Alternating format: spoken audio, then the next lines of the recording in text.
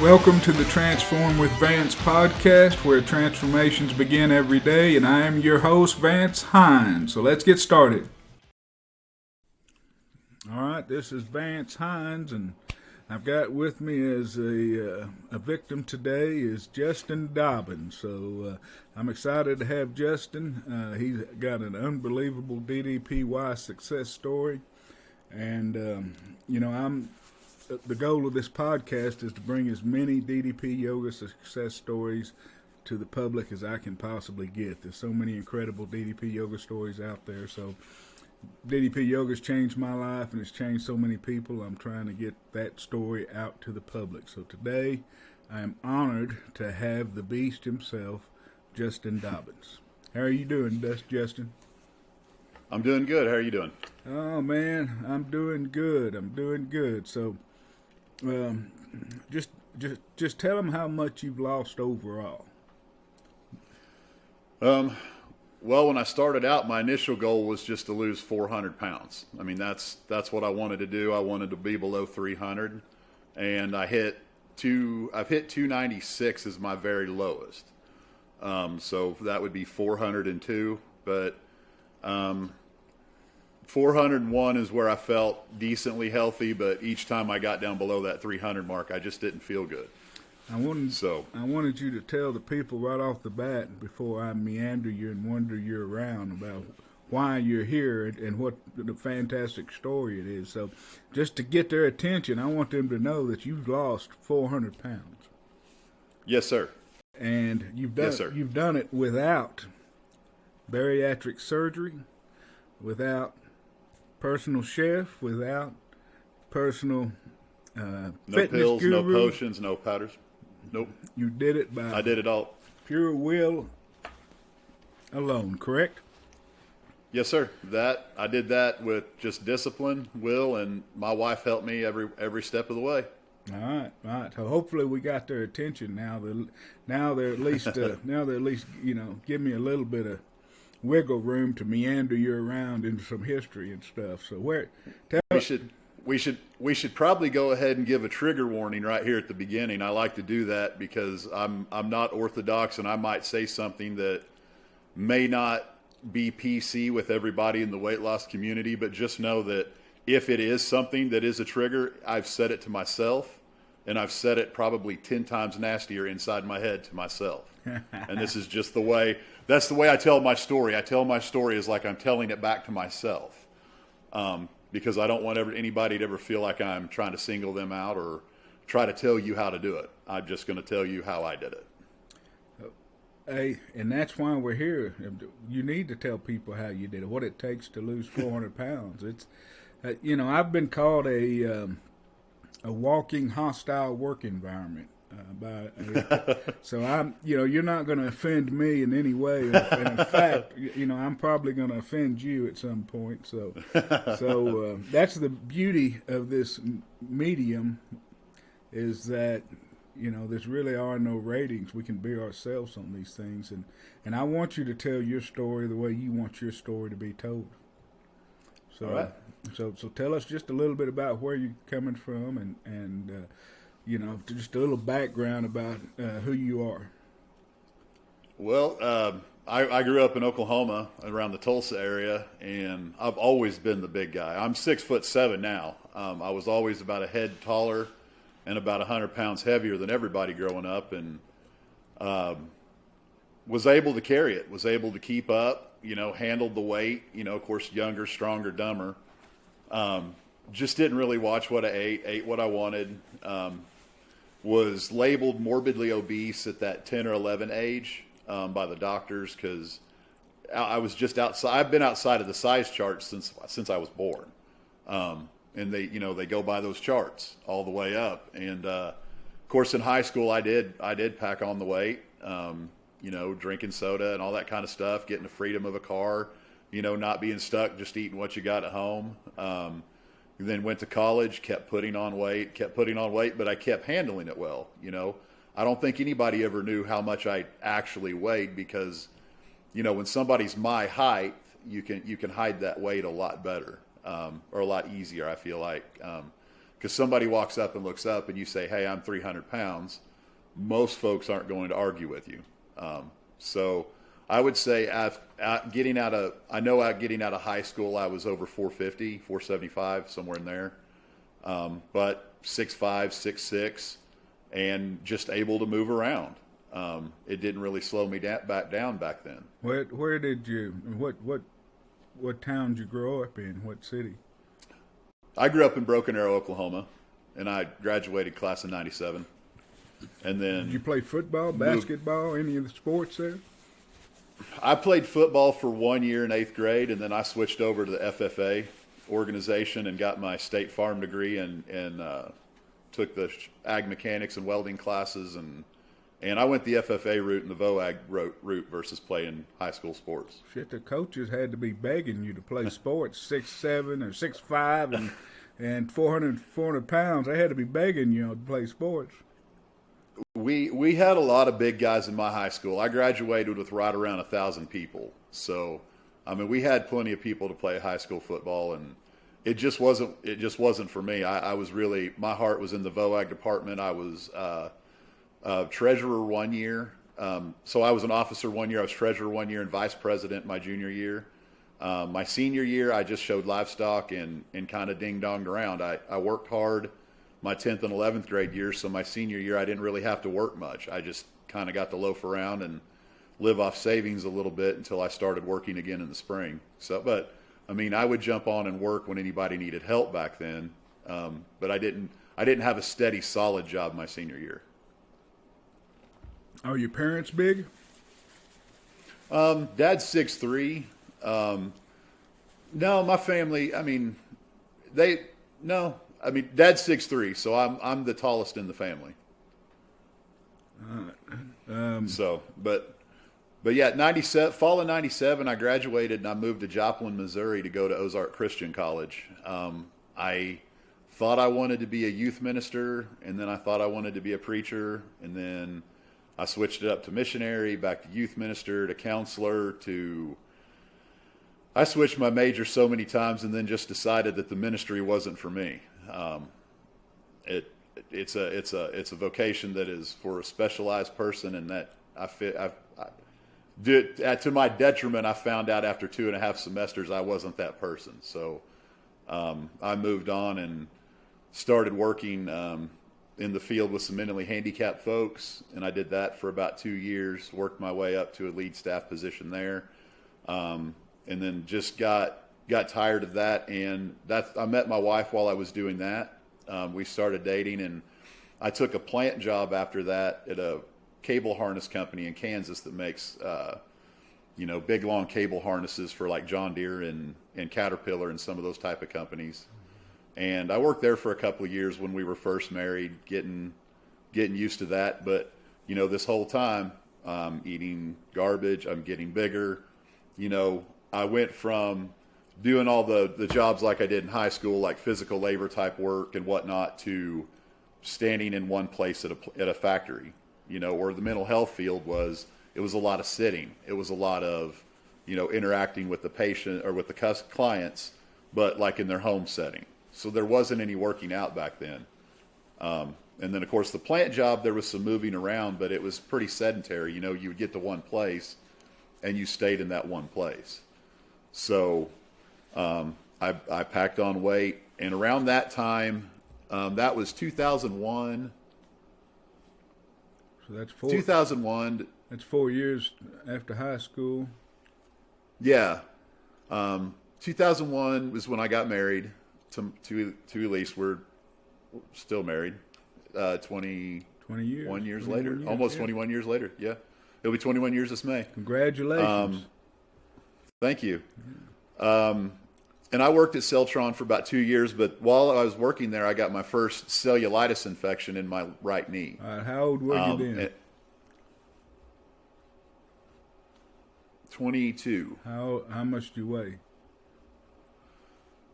I was right around that 500 mark, give or take 25 to 50 pounds. Now, cellulitis is not I don't even play a doctor, but it's not something that's only a large person problem. I mean, anybody can get it, but it seems to happen with a lot more frequency and obese people. And so that's so tell them what cellulitis means and what happened. It's an infection in the deep tissue or in the soft tissue, and it came up on my right knee that first time and looked like a spider bite. And I believe it's like a sort of staph. And I do know that I believe once it's in your system, it's always kind of there lurking, like it can pop back up. But that was the first of those, and I was starting to develop some lymphedema in my legs. And how old were you there? 22. 22. Yep. 500 pounds, 22 years old. Yep.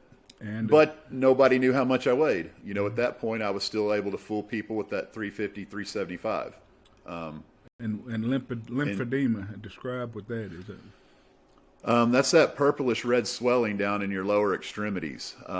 The blood and the fluids and stuff start pooling, and it just settles. And it could actually lead to, necrotized flesh, plaque buildup, which is just dead loose tissue that builds up and packs up, and it actually feels like right now it actually feels like rocks under my skin. And it's one of those conditions that's you're not supposed to be able to heal up. Like you gotta have it for life. So that started my ankle swelling real bad, turning purple. There was times that the purple and red and swelling would be clear up to my calves. And then from that point on, cellulitis was just in my life. I had cellulitis infections at least, if I would have to go back and look for sure, but at least 7 times, if not 8. And 3 of those times put me in the hospital. And 2 of those times, I was on I was on IV antibiotics for 7 days in the hospital under some pretty wicked painkillers. One of the first times I went in with it, my body was starting to go septic, and I was shaking so bad that I pulled all the muscles in my lower back. Yeah. So they had to do all kinds of IV pain meds for the night just to get me to where I could. And the whole time I'm going through the shakes and stuff. Yeah, I'm just sitting there gritting it. I'm just gritting my teeth and bearing it. I only had it one time where I had to go in the hospital like that, and what they did to me was they come in there and they mark. The doctor comes in and takes a marker and marks where that redness is, and so you're sitting in that damn bed looking at that mark and hoping that red goes down or up, and it keeps going up. Yep. So they come in and they mark your next redness, and you're sitting in that damn bed watching that redness mark, see where it goes.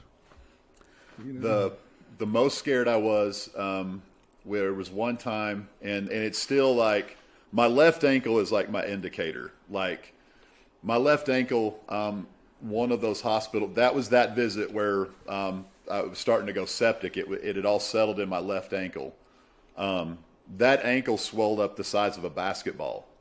And it was to the point where they thought my skin was going to rip or they were going to have to cut it to release the pressure. And thankfully my doc came in at the last minute and decided they put a PICC line in through my arm to where they could put the antibiotics directly, into one of my main arteries, into my heart. That way they could pump it quicker. So I was on a PICC line for 3 days to get that infection under control in that left leg. So that left leg is like anytime I'm on my feet too much or I haven't relaxed enough or I'm starting to find out that even stress, like that ankle will swell up. And it looks like Justin might have got into, something off diet plan or something that would make, swell or whatnot. But that's kind of my indicator that I've been on my feet too much or I haven't relaxed enough. So, but that ankle will swell. It looks bad, but there's no pain there. And I know compression socks and stuff are recommended, but right now that's kind of my tattletale. That's my indicator of, okay, I need to stop. I need to put my feet up for about 30 minutes. I need to take a break because I can work straight through at this point. Mm-hmm. So from how old are you now? I'm 43. For about 20 years now, you've been battling cellulitis and lymphedema. Lymphedema, yes, sir. High blood pressure. I had high blood pressure in college. I've had asthma. I had asthma ever since I was probably in that 2 2 to 3 year old range. Real bad asthma, allergies. So, you know, right there around 20 years old, I was already on blood pressure pills for hypertension. And, you know, they had me on a water pill, you know, to keep my legs from swelling because of bad blood pressure. And it all started there, high cholesterol. All started around that 22 to 23 year old range. Well, for those 20 years, how was your ability to function? I made it through. I continued working. It's when I left Celtron in, I think, 2003, I started working on cars, and I worked on cars for 15 years. 13 of those were at a automatic transmission repair business, so I didn't have to do a lot of moving. So, you know, working on cars, you're typically in one spot. There was a lot of standing and a lot of, you know, that kind of business, but it wasn't like, you know, out building fence or putting concrete down or framing a house. I mean, it was still work, but it was something I was able to do with those weights. And I know towards the end of my time at even at the shop, I know my performance was failing. I know that I was just surviving through the day because it felt like it really started to take a toll on me, my late 20s, early 30s. I was also battling sleep apnea around that time, and I just thought I had a snoring problem until, you know, finally my wife went with me to a doctor's appointment, told him, he was concerned and sent me to get a sleep study. And during that sleep study, I had 113 episodes in 40 minutes. And they went ahead and they said they want you to go an hour to see how many episodes you have in an hour. But I had enough, I can't remember how they did it, but I had enough of the highest level episodes to where they shut me down and they're like, put the mask on me then. And so I was, just so people know what an episode is, that's where you stop breathing while you stop breathing altogether. Yeah, and I had 113 episodes in that 40 minutes where I actually stopped breathing. And out of that, there was a percentage of those that I stopped breathing long enough to where they got really concerned. So it was... Go ahead, my Mac. I got to plug in my computer. Go ahead, keep talking. Uh-oh. I'm sorry. No, you're fine. So it was... All right, I'm good. So they got me set up with the machine. They had the pressure turned way up. And I think I used that stupid thing for 12 years. I'm still using mine. Shit, it's like a pacifier. You know, I put it on every night and go to sleep. Not me, man. Yeah. Not me. I got to take a sledgehammer to mine, and that was after it sat on the shelf. That was after it sat on the shelf for a year. I remember you posting that. I remember that you put that on social media and taking a sledgehammer. Yes, sir.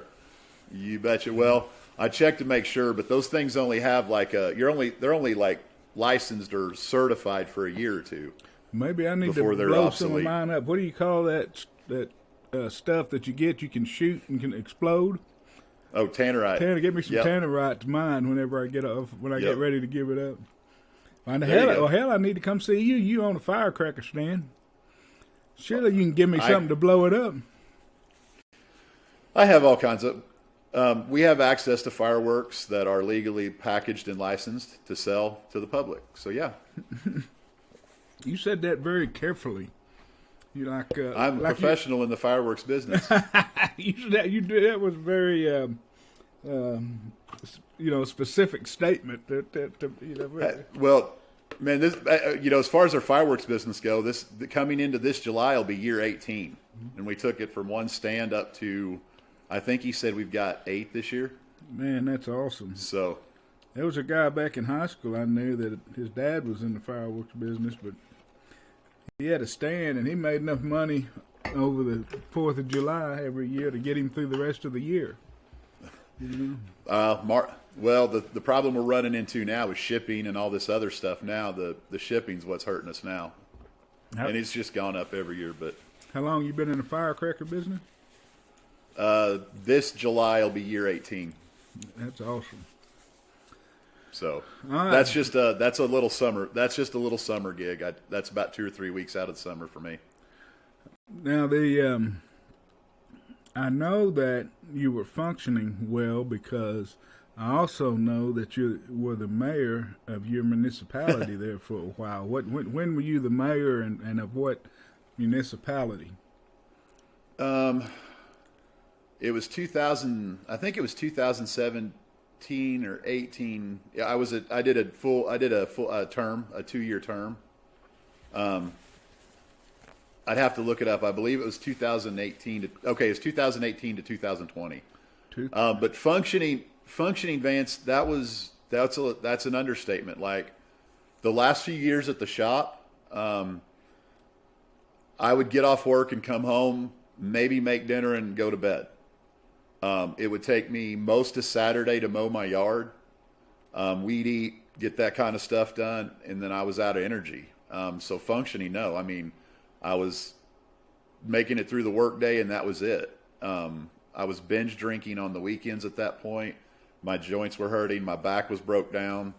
At 35, I was told I needed my left knee replaced because it was bone on bone. But it was get up, do what I needed to do to get through the day as far as work went. But my family, they kind of got what they got, what I had left. Then the 5 years that when I started my little welding business, it was just enough to get through the day. But, my wife remembers coming home times and I would already be in bed. Like she would get home from work at 5 and I'd already be laying down. Like I finished my work for the day, did a few things, and I'd already be in bed. It wasn't living. It was just existing. I like that. I mean, I understand that completely. You give up on life and you just survive is what you're doing. You're existing. That's a good way to put it. Mm-hmm. Yeah. So how big a municipality was it, and did you get voted into it? Yeah. So you ran. I did. You ran as a so you're a politician and a mayor. No, sir. It's at the time I believe the sign said 555 people. It's a what's the name of the town? It's Alba, Missouri. Alba, Missouri. Yes, sir. We had a stop sign. I ran for mayor, got it, tried to do the best I could with, in that time frame, and we got a few things done, and we didn't get. I mean, there's some things we didn't get done, but it was an experience, and then of course it ran right into COVID. So you were mayor when COVID hit. I was. So did you have to declare any emergencies or anything like that? No. Oh no. We had the small town. We took care of things. We followed the state guidelines, and then my term was up in April. But unfortunately, in Missouri, they weren't able to hold elections until June, and I had commitments past April. April 30th was technically my last day of term, and I had commitments in May and June that would not have let me continue being mayor. Mm-hmm. So April 30th is when I had to turn in the duties, just because I think they ended up having the elections June 12th, and then they filled I believe they swore in the positions in July of 2020. So I would have had to been carrying on through July 2020, and I had several other commitments going around that time, and one of those commitments was my mental therapy stuff that I was going through, and some issues that popped. Right. But talking about the mayor deal, that was one of those commitments that I had to start making that May and June to start correcting that problem. So I fulfilled my term of duty and was done. But I had, like I said, other commitments that fired up that I couldn't stay on. So tell me, how did your weight? How did the weight keep going up? Did you ever diet? Did you have periods when you lost weight and all that stuff, or how tell me how your weight went all this time? I always knew I had a weight problem. I mean, from the time I got married. Up until I finally decided enough was enough. I tried every year. We started every year eating salads and starting this, starting that. But I'm the world's worst. I was the world's worst about getting a week in and going, man, I can do this just today. I can have this today. Mm-hmm. And I know I was a binge eater. I know I was a food addict because I couldn't eat just one cookie out of the box. I had to eat the box. I didn't order. When we ordered pizza, I ordered the family a pizza and I ordered myself a pizza. You know, that was the mentality. Okay, that's your alls. What do you want on yours? Because this one's mine. And it was like that. You know, it never was just, I'm going to have a few slices of pizza. It's, I'm going to eat this. Or I need 2 meals from the gas, or from the you know, the burger joint. Or I need this. And it was stopping on the way home and then eating on the way home. It was just that food junkie addiction eating. It's chugging a Mountain Dew and then opening another Mountain Dew. It's 8,000 to 9,000 calories a day. It's not moving. It's, you know, I worked hard enough today. I deserve this, whatever it is. And one of the things that I've been talking about a lot lately in my platform is food addiction. And one of the best ways that I think about it is if you have your favorite chocolate cake dessert in the fridge, say it's that triple layer fudge, you know, just that one that with a glass of milk is like the perfect dessert in the world. Can you have one slice of that cake and then let it rot in the fridge? I can't. I couldn't. I would be thinking about when that next piece of cake was coming, and that was it. Like, that was my focus. Or, hey, that one piece of cake was good. I'm going to go ahead and have another one. Well, I had that. I'm going to go, you know, 4 pieces of cake down, and then at midnight you eat another piece of cake. And then, you know, until it's gone, that was my focus. Well, that's addiction. Yeah, well, that's my mentality turns to, I got to get rid of it too, you know. I mean, I got to get it out of here. I got to eat it, and I'm going to eat right. it. So it's but you're enjoying it though. So but you know what I'm saying? Like that thought is like that dessert is there. No, that's addiction. I can rationalize eating a whole box of donuts, a whole box of cookies, a whole jar of peanut butter. If I open it, I'm the same way with a jar of peanut butter. If I know it's in there, I'm gonna. But we know when alcoholics say stuff like that, we kind of look down on them. Mm-hmm. You know, it's because they're constantly thinking about that next drink. When am I going to get that next beer? I'm going to get off work so I can have that beer. I don't know how many times I thought, man, I'm ready to get off work. I'm going to stop and get this on the way home at the gas station and eat that on the. It's the same thing. Mm-hmm. It's the same mentality. It's that same addiction. It's that same I've got to. Mm-hmm. You know, it's that constant nagging. So that's how I got this, you know, 700 plus. There's times I know for a fact, pushing 750 at least. But joint screaming, back screaming, you feel like you have zero worth. That depression, that anxiety, just that all starts building up. So tell me, they had me. So tell me, did at 700 pounds, did you have any trouble taking care of like your daily needs and that kind of thing? Fortunately, with 700 pounds, I was 6'7", proportional, I would say. I see some of these fellas out there that are just all belly. I had it everywhere. Like, I used to be able to stand in a doorway, Vance, a standard 36-inch door. Do you know what I'm talking about? Yep. And you could see light around my head. My shoulders, my belly, my thighs would almost be filling up that entire doorway. So you could see light around my head. You know, the rest of everything was covered. Now when I step in a doorway, you see light all the way around. Mm-hmm. You know, so I did not. And then you had to be one. You had to be. You need to see what the world record is for biggest mayor of a city. you had to be gotcha. Pushing biggest mayor of the city world record. You know, you need to find out.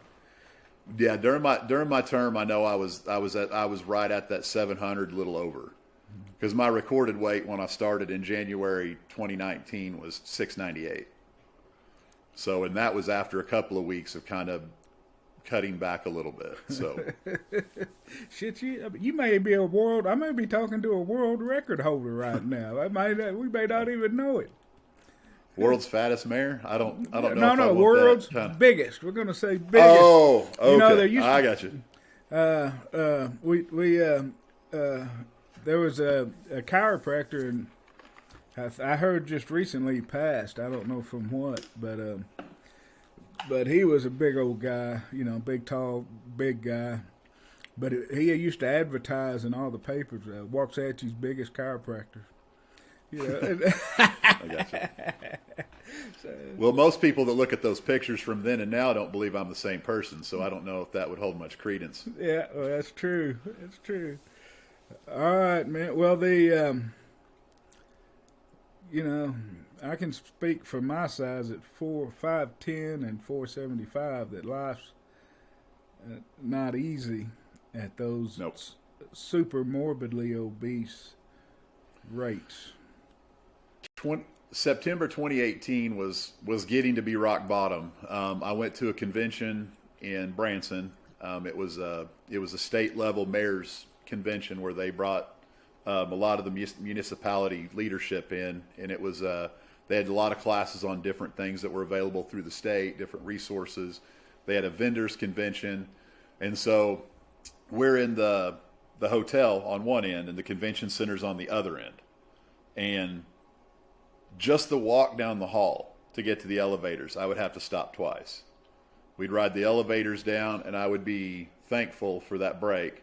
And then it may be a city block to the convention center, and I'd have to stop 6 or 7 times walking through there. I have pictures of that, and that was when things in my head were getting bad. Okay, that was embarrassing. So let me ask you a couple of questions right there. Yep. So, where were you working at this time? I was doing my welding business. So at that time you started your own welding. I was self-employed. Business. And what kind of welding do you do?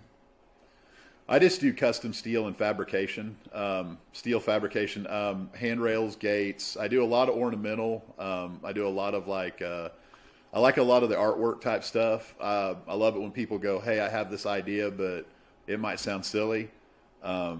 I've built all kinds of stuff. Typically, if somebody can dream it up, I'll at least give it a whirl or put some thought into it to see how we can do it. And when did you open your welding business? Oh, you would have had to ask that.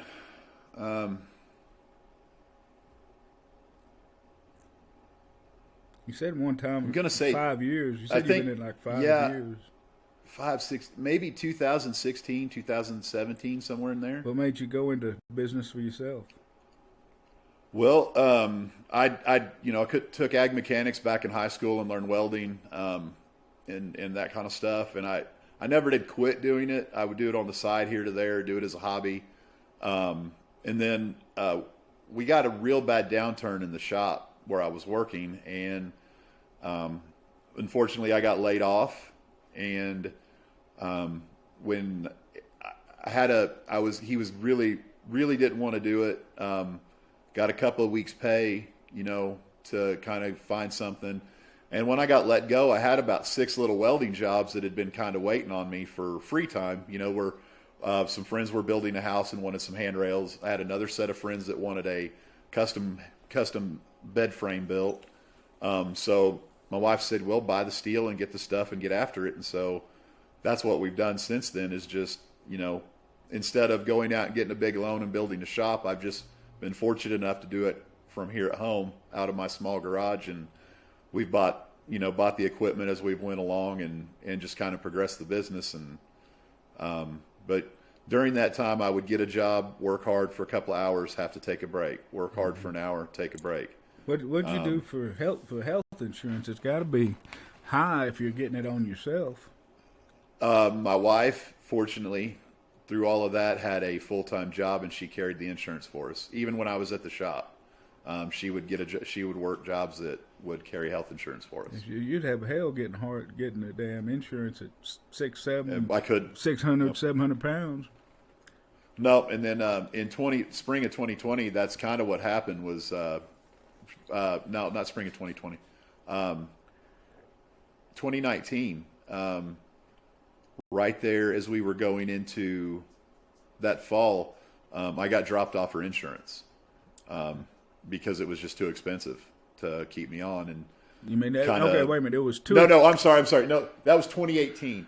the end of 2018, I got dropped off her insurance. It was too expensive for y'all or too expensive for the company that she was working for? It was too expensive for me and them to keep me on there. So they dropped you. Yep.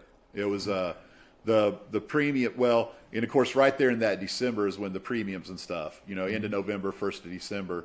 And for me to stay on it with my conditions and stuff, it was going to go up $300 just on our end. Mm-hmm. So, and we just decided to drop it. So that was. What'd you do for insurance then? Nothing.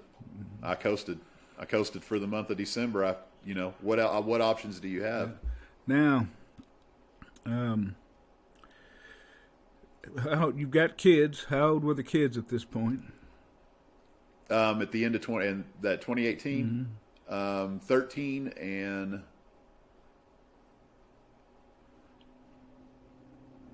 you're making me do too much math. Well, just 13 estimate. and 7. 13 and 7. I'm just wanting to get an idea. So how did you feel as a father at 6'7" and 700 pounds?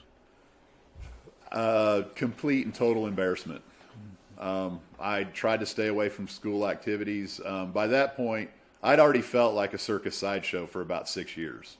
Getting that big, everybody watches where you're at. Mm-hmm. Everybody's, it's wow, and I got real reclusive in 2018. I really didn't want to go out. I really didn't want to go anywhere. I didn't want to do anything. I really just kind of hung around the house, worked, and like I said, drank a lot on the weekends. Your wife must be a saint to put up with you all these years. Absolute 1,000%. All right. Now, I think we've led up to this point. So now tell us about your mental health and where it goes. Well, several times through 2014 to 2018, pretty much that 4-year block, I was hitting some depression marks and some anxiety things, and they had me on some pretty heavy medications at that point, trying to balance out the depression and anxiety. And summer 2018, I quit taking all of it. I figured 4 years, and it's just making things worse. Started spiraling down, got worse and worse. My body hurt all the time. So by this point, I know I need both knees replaced, and my lower back is bone on bone. The vertebrae are rubbing. I make it through about 4 or 5 hours a day, and then I'm ready to go to bed and lay down. Like I said, at that point, it was existing, not living. And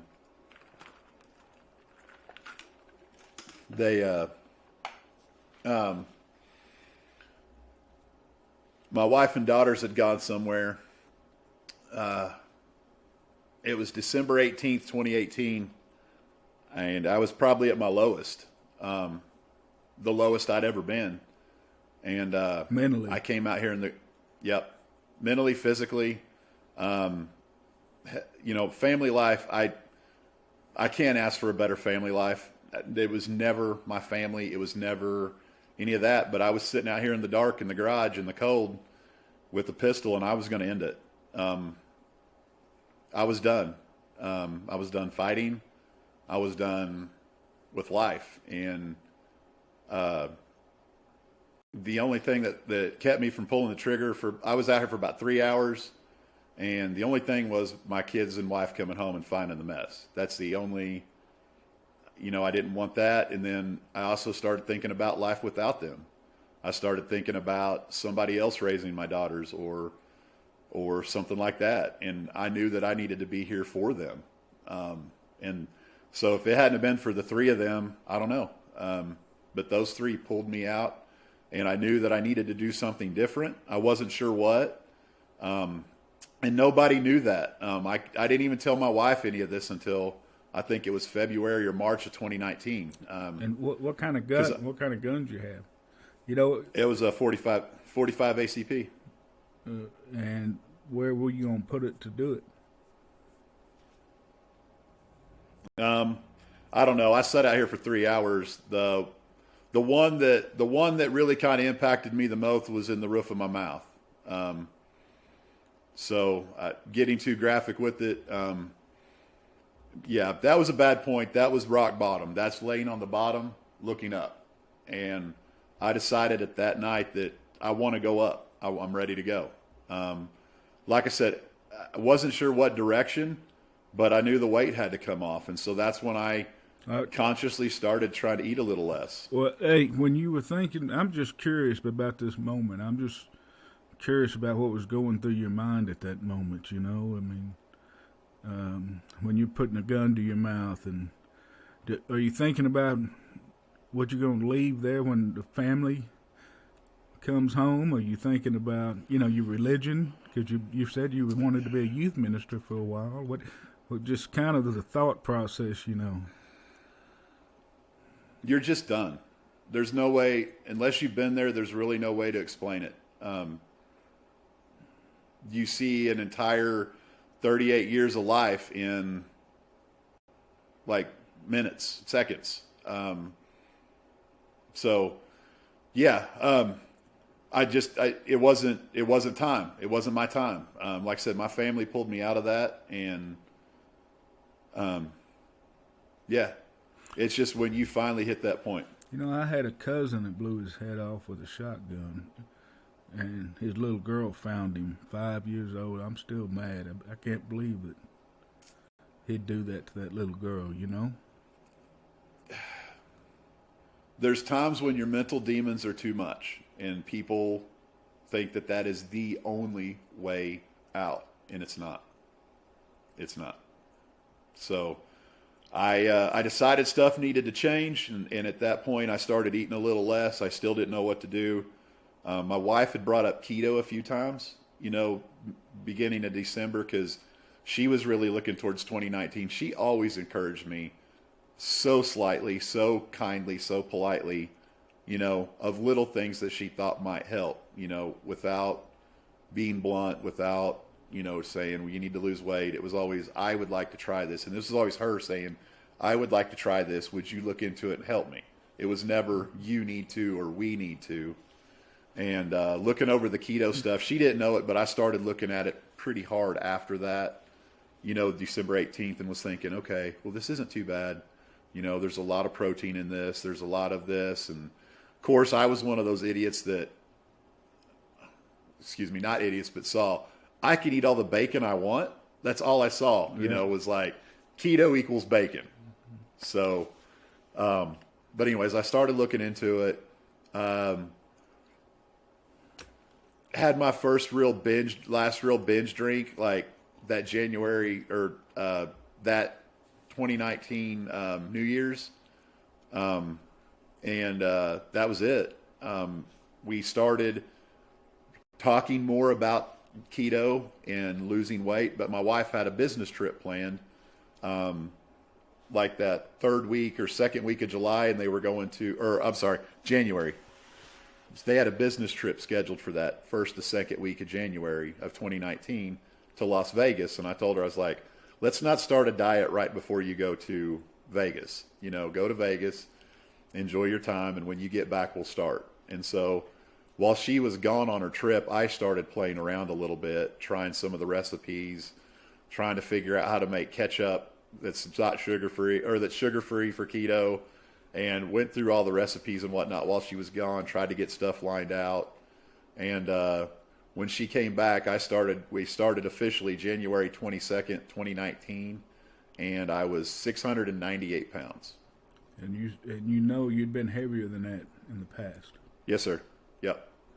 What? Yeah, because after my episode in the shop, I started watching what I was eating. I quit binging pizza. I quit stopping at I stopped stopping everywhere, and getting food. I really started being more conscious. So what date in December? December 18th. So this would have been a week before Christmas. You'd have been kicked off the medical. You'd been let go from your job.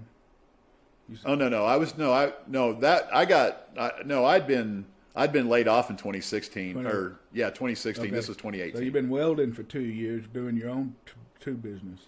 But this is Christmas time, 2 kids, 1 teenager, 1 younger, and 6, 7, over 700 pounds.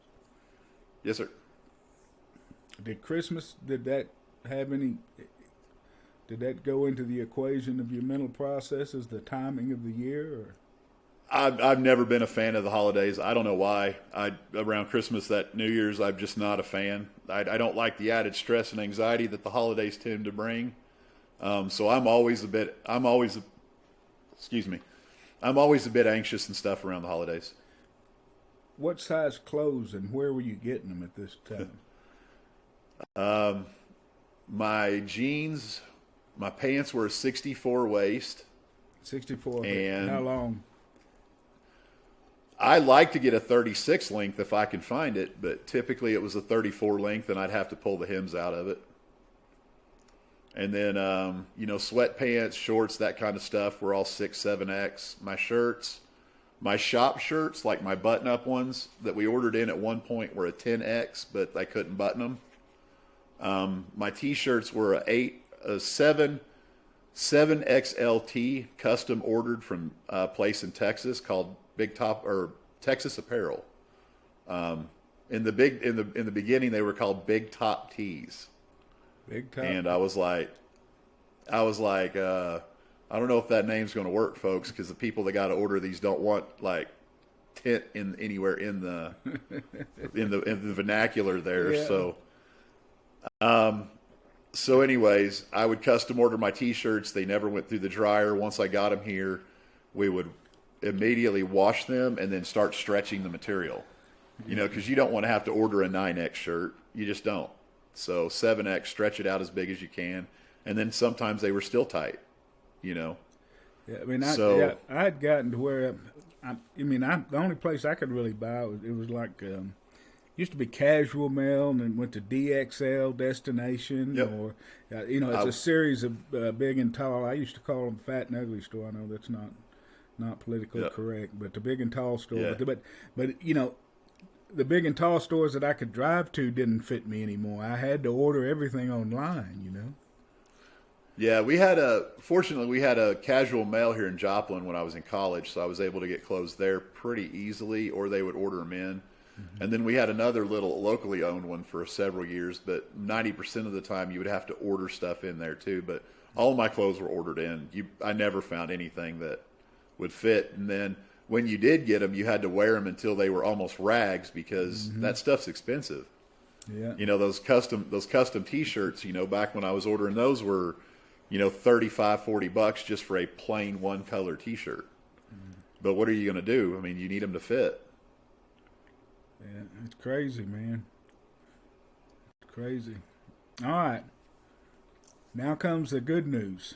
I got you through the bad news, which is not completely true because you're going to talk about the mental side of the weight loss. So, I mean, we're not through with the mental side yet, but at least No. we're into the good news of how you turned your life around and how you got to where you are today. Yep. All right, let's go with that. I knew, hands down, the place I always failed was food. Always. Always failed with food. So I decided that 2019, I was going to fix my food first. I wasn't going to do anything else. I was just going to fix my nutrition and get that changed up here. In the past, I always tried to do, fix my nutrition, and I had to exercise, and you have to do this, and you have to drink the water, and you have to. I wanted to get the food right. So my first month, I ate meat, I ate green vegetables, and I drank water. That was it. Period. No sauce, salt, pepper, a little bit of granulated garlic, and a little bit of onion powder. That's it. Meat, green vegetables. It was chicken, steak, hamburger, whatever, but it was meat, green vegetables, or cauliflower, low carb, cruciferous, and water. Anytime I was hungry, I'd go drink a bottle of water, and if I was hungry 15 minutes later, I would eat. And I wouldn't just sit and eat a snack. I would eat a meal. I would sit down and eat a serving of meat and green vegetables until I was full. Every time. And by about the third or fourth day, I had no appetite. I didn't want to eat. I had to force myself to eat. So I did that for the first week. It was just eating all the time. The second week was making myself eat. And then by that third, those food cravings for me, were starting to subside. Like I wasn't hungry all the time. My body was still processing, the whole food at that satiation level, that I wasn't having those cravings. And anytime I had a craving, anytime, oh, I want chocolate cake. Nope. Steak. Oh, I want this. Vegetables. Oh, I want this candy. Vegetables. For me, that worked. That was like training my simple, that simple part of your brain, that lizard part that just wants to eat. Well, you're not giving it, I wasn't giving it what it was craving. So it's like, well, maybe we're not hungry.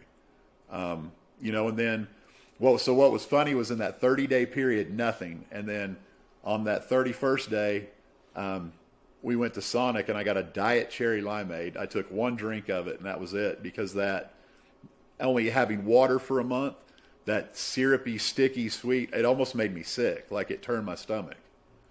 So, then wait, but before you move forward, so you've been doing this a month. Where did you get that style of eating? Did you make it up? Did you copy it off of something, or how did you get to that point? We had watched a documentary back the very 1st of January called The Magic Pill. It was on Netflix. It was about the ketogenic diet. And one of the parts of that documentary that stuck out to me was they went and worked with an Aboriginal tribe in Australia that, had only been exposed to processed foods, sugars, and stuff like that for 6 or 7 generations, maybe. Wait a minute. Say that again. Had only been exposed to processed foods and sugar?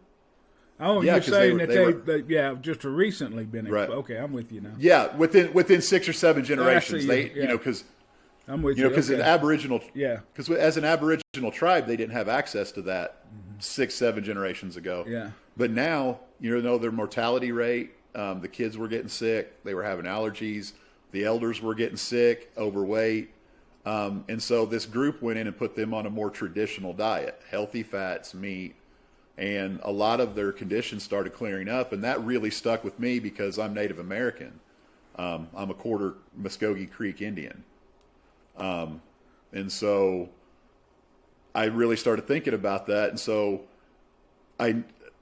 it's just, you get to looking at all the different diets, and it's the dense whole foods that are what you actually need. So that's what I did for that first month, was dense whole foods. I thought about, indigenous type food. It would be meat. It would be greens. It would be what you could find, versus what you could go buy or manufacture. And to be perfectly honest with you, wheat you have to manufacture to get bread. And so I just went as simple as possible, and I love the option of going meat, high protein, because I can give up a lot of things, but I need that red meat. I need pork. I need chicken. And so that was taking that switch, kind of that whole, okay, well, I can't have candy. I can't have sugar anymore, but I can have all the protein I want. So for me, that wasn't an issue. And did your wife do the same thing? Yes, sir. She jumped right on board with me. Was she large at that time? She wanted to lose about 100 pounds at that point. I guess that's I guess that's another question that there's no right answer. I should never ask you about your wife's weight. I apologize. Nope. Especially being videotaped. She at that point wanted to lose about 100 pounds, you and she'd always very well. I commend you on your answer. Very almost political like in the response. So yeah. Yeah, done this a time or two. Yeah, that's right. I'm sorry. Well, go ahead. I'm sorry. I didn't mean to interrupt. She'd always, like, anytime we decided to try to do a diet plan, she's one that can stick to it, and she's also one of those folks that she can have an ice cream treat and not overdo it, not binge, not. I don't know how those people do that. But she is definitely one of those people that can enjoy a treat one time and then not have to worry about it. So, but yeah, she started with me. That first month I lost 45 pounds in 30 days. Just just going meat and green vegetables. After that, I started introducing like some homemade sauces. You know, I reintroduced dairy, cheese. You know, anytime I did cheese, though, I don't buy pre-shredded cheese. I've got to shred it myself. When we buy milk, it's whole milk. We have Brahms dairy stores here in Missouri. Fortunately, they're owned in Oklahoma, and they raise all their own herds. They don't use growth hormones. They raise A2 casein cows. A1 casein is what supposedly causes most of your, you know, stomach issues and dairy intolerances. So they raise more A2 casein cows. So you'll just have to look them up. Brahms is a pretty good company. I mean, I've seen those like whey protein and casein protein powders. Is that similar to what you're talking about? Casein is the milk enzymes that are produced in the milk, or that are in the milk. And so the A1 type is what can cause intolerances. They're saying the A2 type is gentler on the stomach. Ah, I didn't know that. I didn't know that. I shop at Brahms because they don't use any kind of growth hormones, and they don't outsource. They're all, you know, they produce all their own stuff. Mm-hmm. So it's a good dairy source for us. We're fortunate to have them in this area. So we started reintroducing a little bit of dairy, not going nuts, not ice cream, no sugar. I still to this day have not eaten sugar, other than what might be slipped into something here and there. You know, those trace amounts, whatever. And still haven't had a cheat meal. That's amazing. So man, that you've had the since discipline. 2019. So how many years have you been doing this? 2019. So January 22nd, 2022 will be 3 years straight on this nutrition plan. And all right, so tell us about how the weight fell off over those. I'm just going to call it 3 years because we're very close. Over those 3 years, tell me how the weight fell off. 2 years. No, because 2021 has just been maintaining, just staying right there at that loss. Okay, so 2 years of weight loss and then maintaining a year. Yeah. So tell us about those first 2 years of weight loss. Tell us how the weight came off and that kind of thing.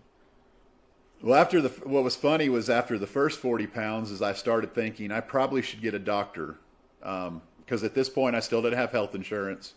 And so I was just going to have to pay out of pocket. So I went and saw 3 or 4 different doctors in my area, and told them, like, look, I'm starting this. I'm on all these medications. You know, at this point we're scrapping around trying to pay for the medications and, you know, the best we can. For the asthma and everything. And one doctor told me I couldn't do it, and didn't show very much interest. I had another doctor laugh at me.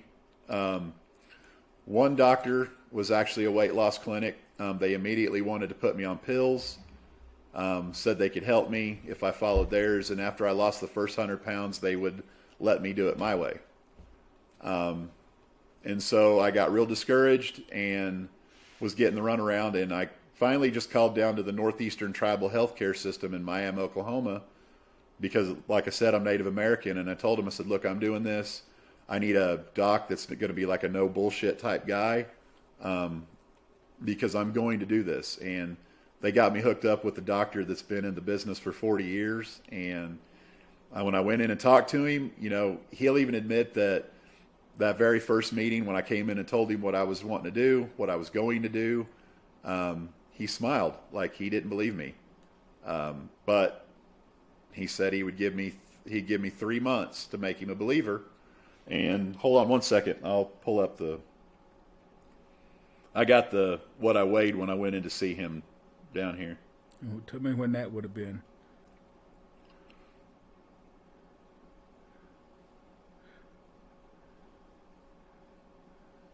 Yeah. Okay, so this was 213. Or no, I'm sorry. This was February 14th. I weighed 661. Valentine's Day, you weighed 661. Yep. Valentine's Day of 2019, you weighed 661 pounds. Yep, and I was 698 on 1/14 of 2019. And so in a month, you went from 698 to 661. 661. It's 37 pounds in a month. Yep. And so I'm when I went surprised he has back a to see- scale that big. What kind of scale that damn is Great. it that many? And I don't know what the proper indigenous people that near that Native size? American. Native Americans that that weigh that much. It's well, if you think back to where I was when I was talking about that show, when they were talking about indigenous people and breaking down processed and sugar, Native Americans, if you kind of think back, maybe 11, 12 generations of a European diet. So maybe we're not made to break down that, Yeah, absolutely.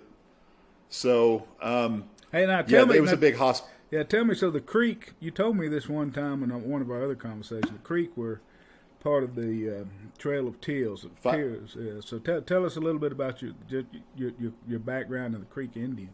Now, that was interesting to me. So I don't. Yeah. My family started out in Georgia, and made the trip on the Trail of Tears from Georgia to Oklahoma, and then started up and have property there. Settled there in the northeastern Oklahoma around the Coweta area, and that's where my family settled in. And so the Trail of Tears, what percentage made it from the march from Georgia to Oklahoma? You remember? Not very many. Yeah, I thought I'd have to look back up. Anyway, I got sidetracked. That's just interesting to me, but all right. So I'm just amazed the doctors got a scale big enough to weigh you, because I've been to a lot of doctors that didn't have scales big enough to weigh me. It was one of the big digital hospital style scales. All right, go ahead. I didn't mean to cut you off. I get. Oh no! Did you ever see that movie Up? With the old man and you know how the dog can talk and is real smart, but it keeps going squirrel. That's me. I get squirreled a lot, so I'm sorry if I get you off. No, you're good. No, the Northeastern Tribal Healthcare, it's an entire clinic. There's a health and wellness center. There's a dentist. So it's all the healthcare in that area in one building. So they had scales for me, but I weighed 661. Told him what I was doing. Told him, that I was wanting to lose this weight, and we went on. I said 90 days. But we went in every 60 days, because at that point he was really interested in what I was doing, and said, let's see. And then when I went back in May, I went back in May 14th and weighed 599 at that point. So then that's January, February, March, April, May, 5 months. 599. So you're down 99 pounds in 5 months. Well, that was 214 to 514. Was 661 to Let me write this down. Yeah, so 214. All right. See, 114 was 698. Yep.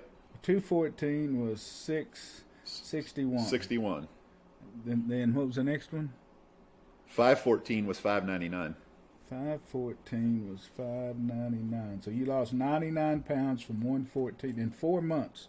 You lost 90. Yes, sir. So 20. You stuck at it, 25 pounds a month for those first 4 months. And that was just nutrition. That was just getting my food. That was getting my head wrapped around it. That was getting my food addictions under control. That was all of it. That was, accepting that I'm going to eat this way the rest of my life. I'm not going to eat another way, because I tell you what, that after that first month, my joints felt better. I know that sounds silly. I still weighed a lot, and it was still a lot to move around. It was still a lot of exertion, but I felt better. I had more energy. I didn't feel all drugged down. I didn't feel as lethargic. I started enjoying life at that point as the weight started coming off. And, after that first 100 pounds, you're like, all right, okay, we can do this. And by that 514 visit, my doc was a believer. He apologized to me at that visit too. He said, when you first came in and told me what you wanted to do, he said, I knew there was no way. I've never had a doctor apologize to me. That's pretty neat. Yeah, no, but like I said, we at this point we developed this bond, so we're getting to be really close. We went on a family vacation that summer for the first time ever. We went on a road trip went to the beach, spent some time out on the road with the girls, and just had a great time. Like I said, first time we'd ever done anything like that. You know, I've never asked you. That reminded me. Is it a driving vacation? Uh-huh. So when you're 700 pounds, what car can you fit in? I had extended cab Chevrolet trucks with the seat scooted all the way back and the seat laid down. So you're kind of sitting on the back. You're not leaning on anything. You're just having to sit up. And then also being a welder fabricator, I could always make seat extenders and unbolt the seats and, you know, make a cradle so I could push my seat back further. So, yeah. Well, that's what we always kind But go ahead. But that vacation, though, we went and rented a standard minivan, and I was able to wear a seatbelt. That's what I was losing wondering. 100 pounds. Yeah. Yep. So at $600, $599, you were able to fit into a minivan. Well, when we finally went on vacation, I was down to $546. And what date was that? That was the beginning of August. Eight. So you're down to 546. Yeah. So you'd lost another 53 pounds by then. In 3 months. Yeah, 2019, by the end of 2019, by December 31st, I'd lost 250 pounds. That's crazy, man. So 12, but that summer, 31, 19, you were down 250 pounds. So that means you weighed 448. Yep. On 12, 31, 19. That's crazy, man. Uh-huh. And nothing but diet. Were you exercising? I was moving more. I felt like I wanted to move more. I'd get out and walk a little bit. Not a lot, because my joints were still bone on bone. But I was working more, putting more exertion out. I went from mowing the yard all day Saturday to getting it done in a couple hours. Life got better. And that summer, honestly, in 2019, I started looking for different ways to exercise. I looked into CrossFit for a little bit. I had several people try to talk me into that. I had several people try to talk me into Brazilian Jiu-Jitsu. I vote for Brazilian Jiu-Jitsu. I had people trying to talk me into all kinds of stuff, and I just decided. Oh, also that August I had my last bout of cellulitis in my right ankle. So that was that happened on the road trip. So that's August last. So last of 7 bouts of cellulitis. Yep, that was the last time I was actually sick as well. I haven't been sick with a cold, the flu, or anything since probably that cellulitis infection. That's crazy. So my allergies are gone. My blood pressure medicine's gone. My asthma's gone. Asthma that I've had since I was 2 years old cleared up. That summer, I quit using my inhaler. I quit using my asthma medicine because that asthma medicine has some of the side effects were starting to really get to me. Grogginess, dry throat, all this kind of stuff that I'd never experienced before when I needed it. So when I started telling Doc about it, he said, well, let's try to stop it. Or, let's lower your dose. And as we lowered the dose, they got better. And as I went off of it, I realized, hey, I don't need this. I'm breathing fine. So that asthma that I'd had since I was 2 cleared up with the dietary changes too. That's crazy, man. You heal yourself with food. So that summer I wanted to work out. I wanted to do something. Right as I got that cellulitis infection, I had to be down for 4 weeks while that healed up, because if you aggravate it, it can come back worse. So I was down for 4 weeks, and then September 16th, 2019, I started DDPY again for the 3rd time. All right. So now September 26th. Nope, September 16th. September 16th, 2019. DDPY, yes, 3rd time. All right, so tell us how you learned about DDPY, and tell us about the other 2 attempts. Well, the first time I saw it, or saw anything about it, of course, I saw the Arthur Borman video. And I watched that, and I told my wife, I said, hey, I think that's something I could probably do. and she instantly told her mom, and her mom went out and ordered the DVDs as close to Christmas time, right around the time the Arthur stuff first came out. So her mom went, bought the DVDs, got them in. I got them for Christmas that year. Actually, to be honest with you, I got a picture at Christmas, and then I got my DVDs like after January, because I think this is around the time, maybe after watching the Relentless video, maybe this is around the time that they were trying to ship them out of the U-Haul or out of the storage building or something. So maybe that's why they were so late getting there. But I got the videos. I read that in one of the books that one of the guys was taking them and selling them somewhere else, right. And all. If that was in his Positively Unstoppable book, I think, or something, when he was telling the story about having trouble getting the DVDs. I'm sorry. Go ahead. Nope. No, so that's, I got them. I did them for about 2 weeks, felt a little better, and then just quit. Put them up. They went up on a shelf. I got them out a second time a year or two later, or a year or so later, when the Jared Mellencamp video came out, because I want to take his podcast, that Jared Mellon. What's his last name? Mellencamp. Mellencamp. Have you ever talked to him? No, sir. I hadn't either. I haven't. I would love to pick his brain. Me too. Me too. His story resonated with me so much because he was just a big guy. He was overweight. It was trying on his mental health. And listening to his, that blog that he wrote and that letter he wrote to himself, I'm like, dude, this guy's in my head. Like, these are my feelings. This is how I am. Mm-hmm. And so that energized me. I got those DVDs out again. I got out my $9 yoga mat that I bought at TJ Maxx and did it for 2 weeks and put them up again. Mm-hmm. And 2019, I think, is when your story started hitting the air, Mr. Vance Hines. And I was like, well, this is another big guy that's just getting up off his ass and losing weight. And you were doing DDPY, and I saw Chase that year, and I saw Freddie Kaufman, and I saw these big guys losing weight with DDPY. So my birthday's September 17th.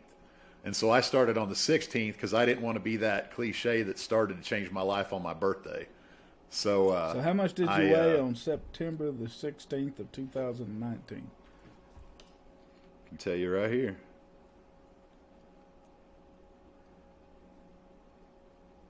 $528. So you started DDP Yoga at 528 pounds. Yes, sir. I lost my first 170 pounds with just nutrition, and that's just getting the food right, moving more, getting that all under control. Now, did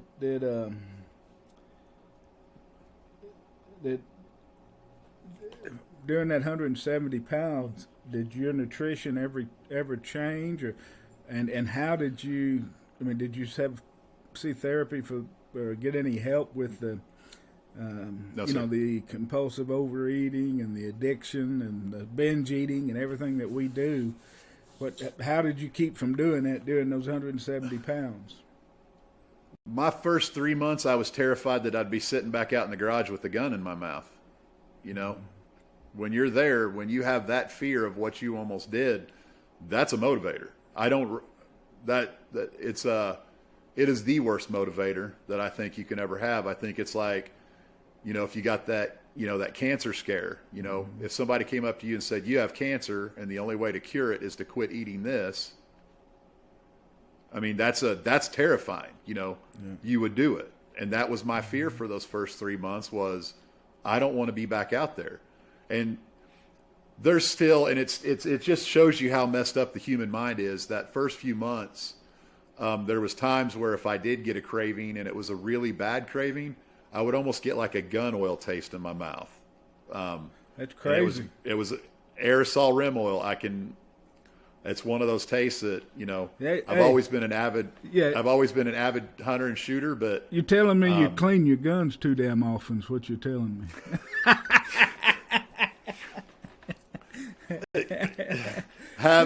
Yeah. So you need to quit cleaning your guns that much, dude.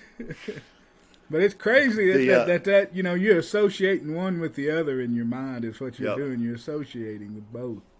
But honestly, once that first for 20 years, like 20 years of living in chronic back and knee pain and just pain and lethargic and never actually being healthy. Like, you're not in high school, just because I could move at 400, 450 pounds doesn't mean I was healthy. That ain't healthy. Mm-hmm. You know, back then at 6'5", I probably should have graduated high school maybe at like 225. That's where I probably should have been, but not 450. I mean, that's just detrimental. That's not, once again, that's not living, that's existing. So that first 100 pounds, that ought to be your catchphrase. You know, that first 100 pounds comes off, man. You get excited about it, and then the next 100 comes off. You're even more excited. You're actually able to move and live and enjoy life. It's like you get out of prison. You know, you're out of that. I don't want to do that because I can't. No, I want to. So that first DDPY was the DVDs. I didn't have the app. Of course, you put in the first disc, which is Energy, the old YRG system, and it took me an hour. I had to pause. You know, where they first start you out on your back. I had to pause it because it took me 5 minutes to get down in the floor, you know, pull a chair over. And I didn't know about Rebuild Series. I didn't know about Bed Flex, so got down on the floor. And then, wouldn't you know, 2 minutes after you lay down in the damn floor, he wants you standing back up. So pause it, pull the chair over. You know, you started it all before they had a lot of it. You pull the chair over and you stand back up, and then you're back down on the damn floor. And almost like he does it an intentionally. Hour. And I was crying. I mean, and it wasn't that boo-hoo sob. It was that you're so pissed and frustrated that you got to this point. And this is after losing 170 pounds. I couldn't imagine trying to do this at, 650, or whatnot. And it pissed me off. And I almost quit that day. I thought, if I can't do this, this is stupid. And then the competitive side kicked in and I said, okay, let's do this. The next day, I did it again. Did you ever go back and get the Rebuild Series, or did you just start from Energy and then go up? I spent that first month doing nothing but original Energy, and by the end of the month, I could do it without pausing. Let me explain a little here, just in case somebody's listening that is new to DDP Yoga or not familiar with DDP Yoga. What we're talking about is that with Dallas, the original he originally had DVDs that came out under the name Yogas for Regular Guys, and then at one point he switched it to DDP Yoga, and the system changed. It might have been when Steve Yu and him started collaborating together. I don't know, but I don't know the exact history, but. The DVDs, they were two sets. There was the beginner series and then the advanced series. And the beginner series starts the very first exercise in the beginner series. Well, he's got the Diamond Dozen, which is 13 separate exercises. And he's got, but the beginner series, the very first exercise is called Energy. And just to tell you a little bit about DDP Yoga, what Dallas did is he took traditional yoga, took the spirituality out of it, kept the yoga flows and the yoga positions, and then added back in what he calls power movements. Yeah, power. Go ahead, explain. I'm kind of taking over the podcast here, but we'll give him some history. Let me say this: give him the history, kind of from your point about. He's taken traditional yoga and mixed in dynamic resistance or power yoga movements, and then also mixed in some traditional old school calisthenics for an all over body workout that gets your major muscle groups, your minor mobility muscle groups, as well as your cardio all wrapped up in one workout. And he added back old school calisthenics. You're doing push-ups and set-ups. Yes, sir. And all kinds of stuff. Rehab exercises. Anything he thinks that can help you be more flexible, be stronger, or increase your endurance, he adds back in. Yep. And so that first month was that energy. And so that was my gauge, is once I still couldn't do the push-ups to save my life. Okay, wait a minute. Wait a minute. Before we're not recommending people do what Justin did. Now, there is a rebuild series which did not exist at that time, and you can either buy. But go ahead and tell them about the rebuild series. Rebuild series starts you out late in bed and just does some basic movements just to get you moving, get things loosened up. I wish I would have known about it. I know the app was the app was new in 2019, wasn't it? Fairly new. It was new-ish. Well, yeah. See, I started. Well, maybe. I started in January of 18. So the app was out then. Okay. I started with the app. Anyway. Yeah.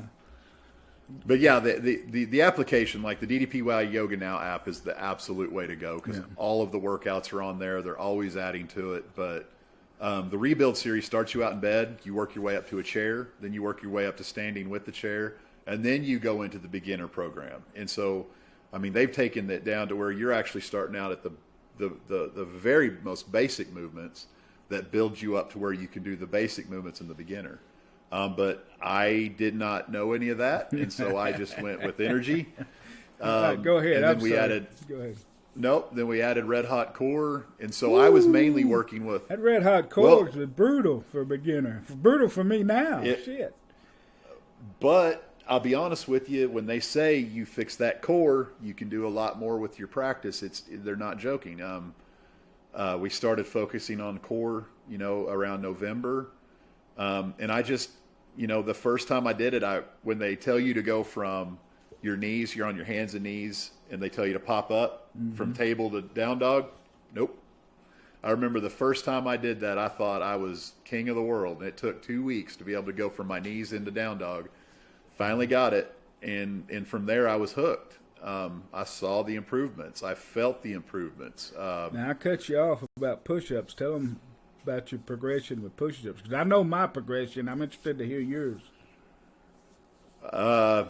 Man, I fought with it. I finally was able to get the push-ups, I think, December of 2020. Because those 3-count push-ups, I mean, you shorter boys got it made. Yeah. I'm 6'7", so you've got all that length there on top of. So it'll be a year and a quarter, about 15 months.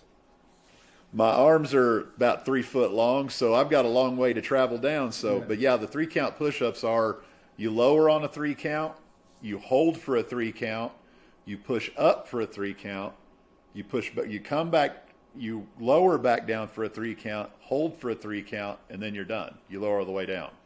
So it's not just a up and down movement. It's a bit of a burn. So. It took me a year to do one. I can tell you that. I had to do them on my knees forever, man. Yep. I to this day, I still, if I know it's a 30-minute to an hour-long workout, I still do my push-ups on my knees. Mm-hmm. I don't have anything to prove doing a real 3-count, straight up on my toes push-up. Mm-hmm. I can get just as good a workout and burn on my knees, doing closing in just a little bit, focusing on that form.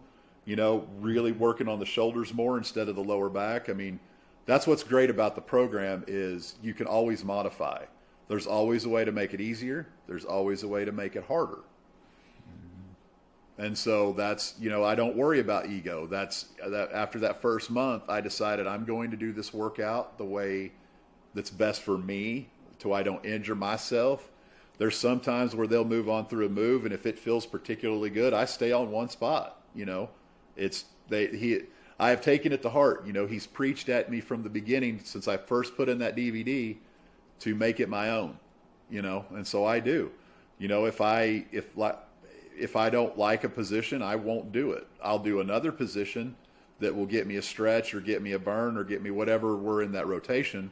But there are certain movements that I don't do because they still hurt. Mm-hmm. Well,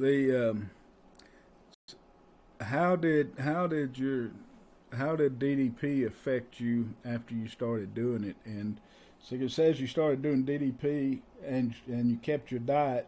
You weighed 528 starting in September 16 of 19. Kind of pull us forward since you added DDP Yoga into the mix. That's when the most changes started, and so you started talking about the mental side. So up until then I was just focused on that number. You know, people said I looked different.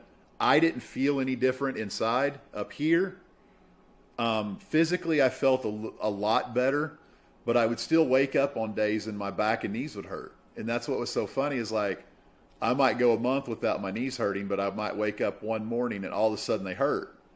And I would get frustrated, like, why do my knees hurt? But it was like something in my head was telling me, like a phantom pain, like your knees should hurt, but they don't.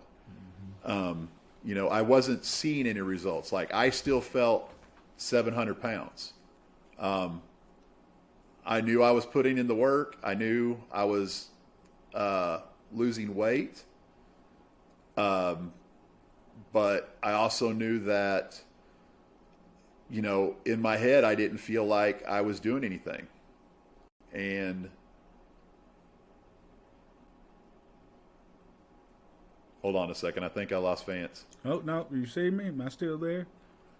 It says your camera is disabled due to slow internet. All right. Well, you can still keep going. Oh, yeah. okay. So it's recording on your computer, and it's recording me on my computer. So if you know, okay. And so we should be good. Supposedly, this is the benefit of using Riverside FM.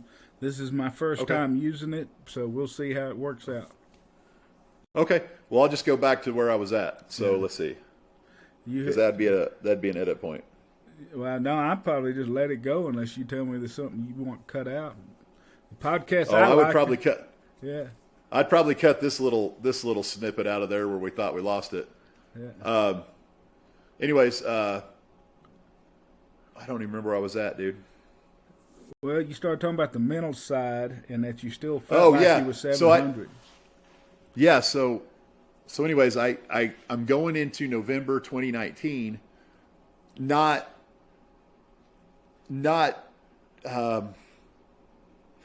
being able to visualize the physical changes.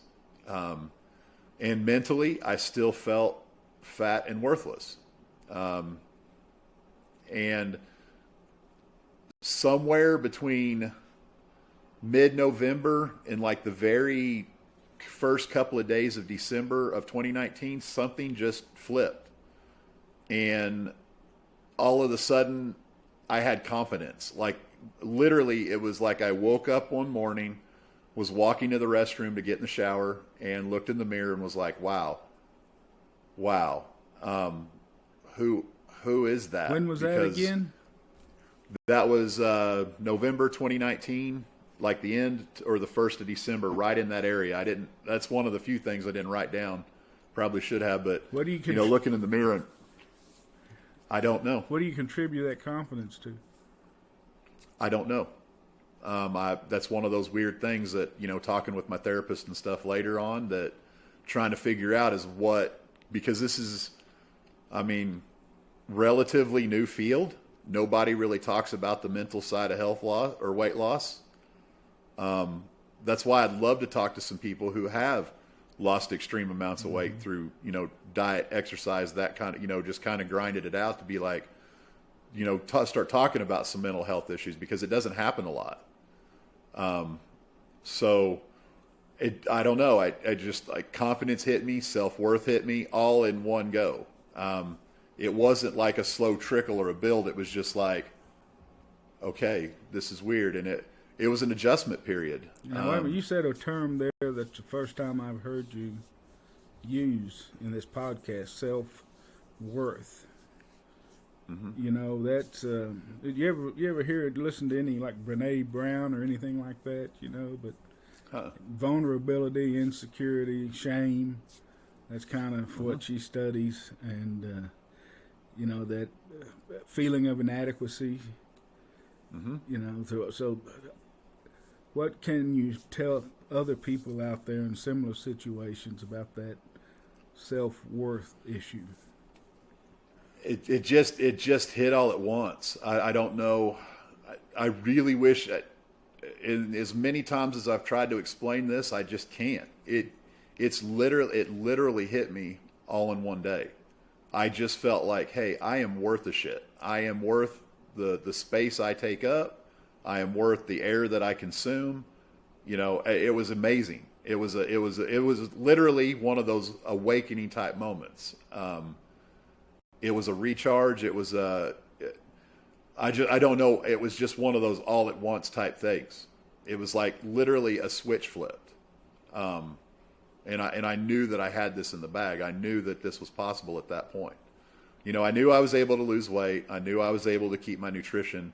But for some reason, right there in that little situation, that one little time frame, it all clicked. And I started realizing that I am worth the time. I am worth the effort, you know, and this is possible.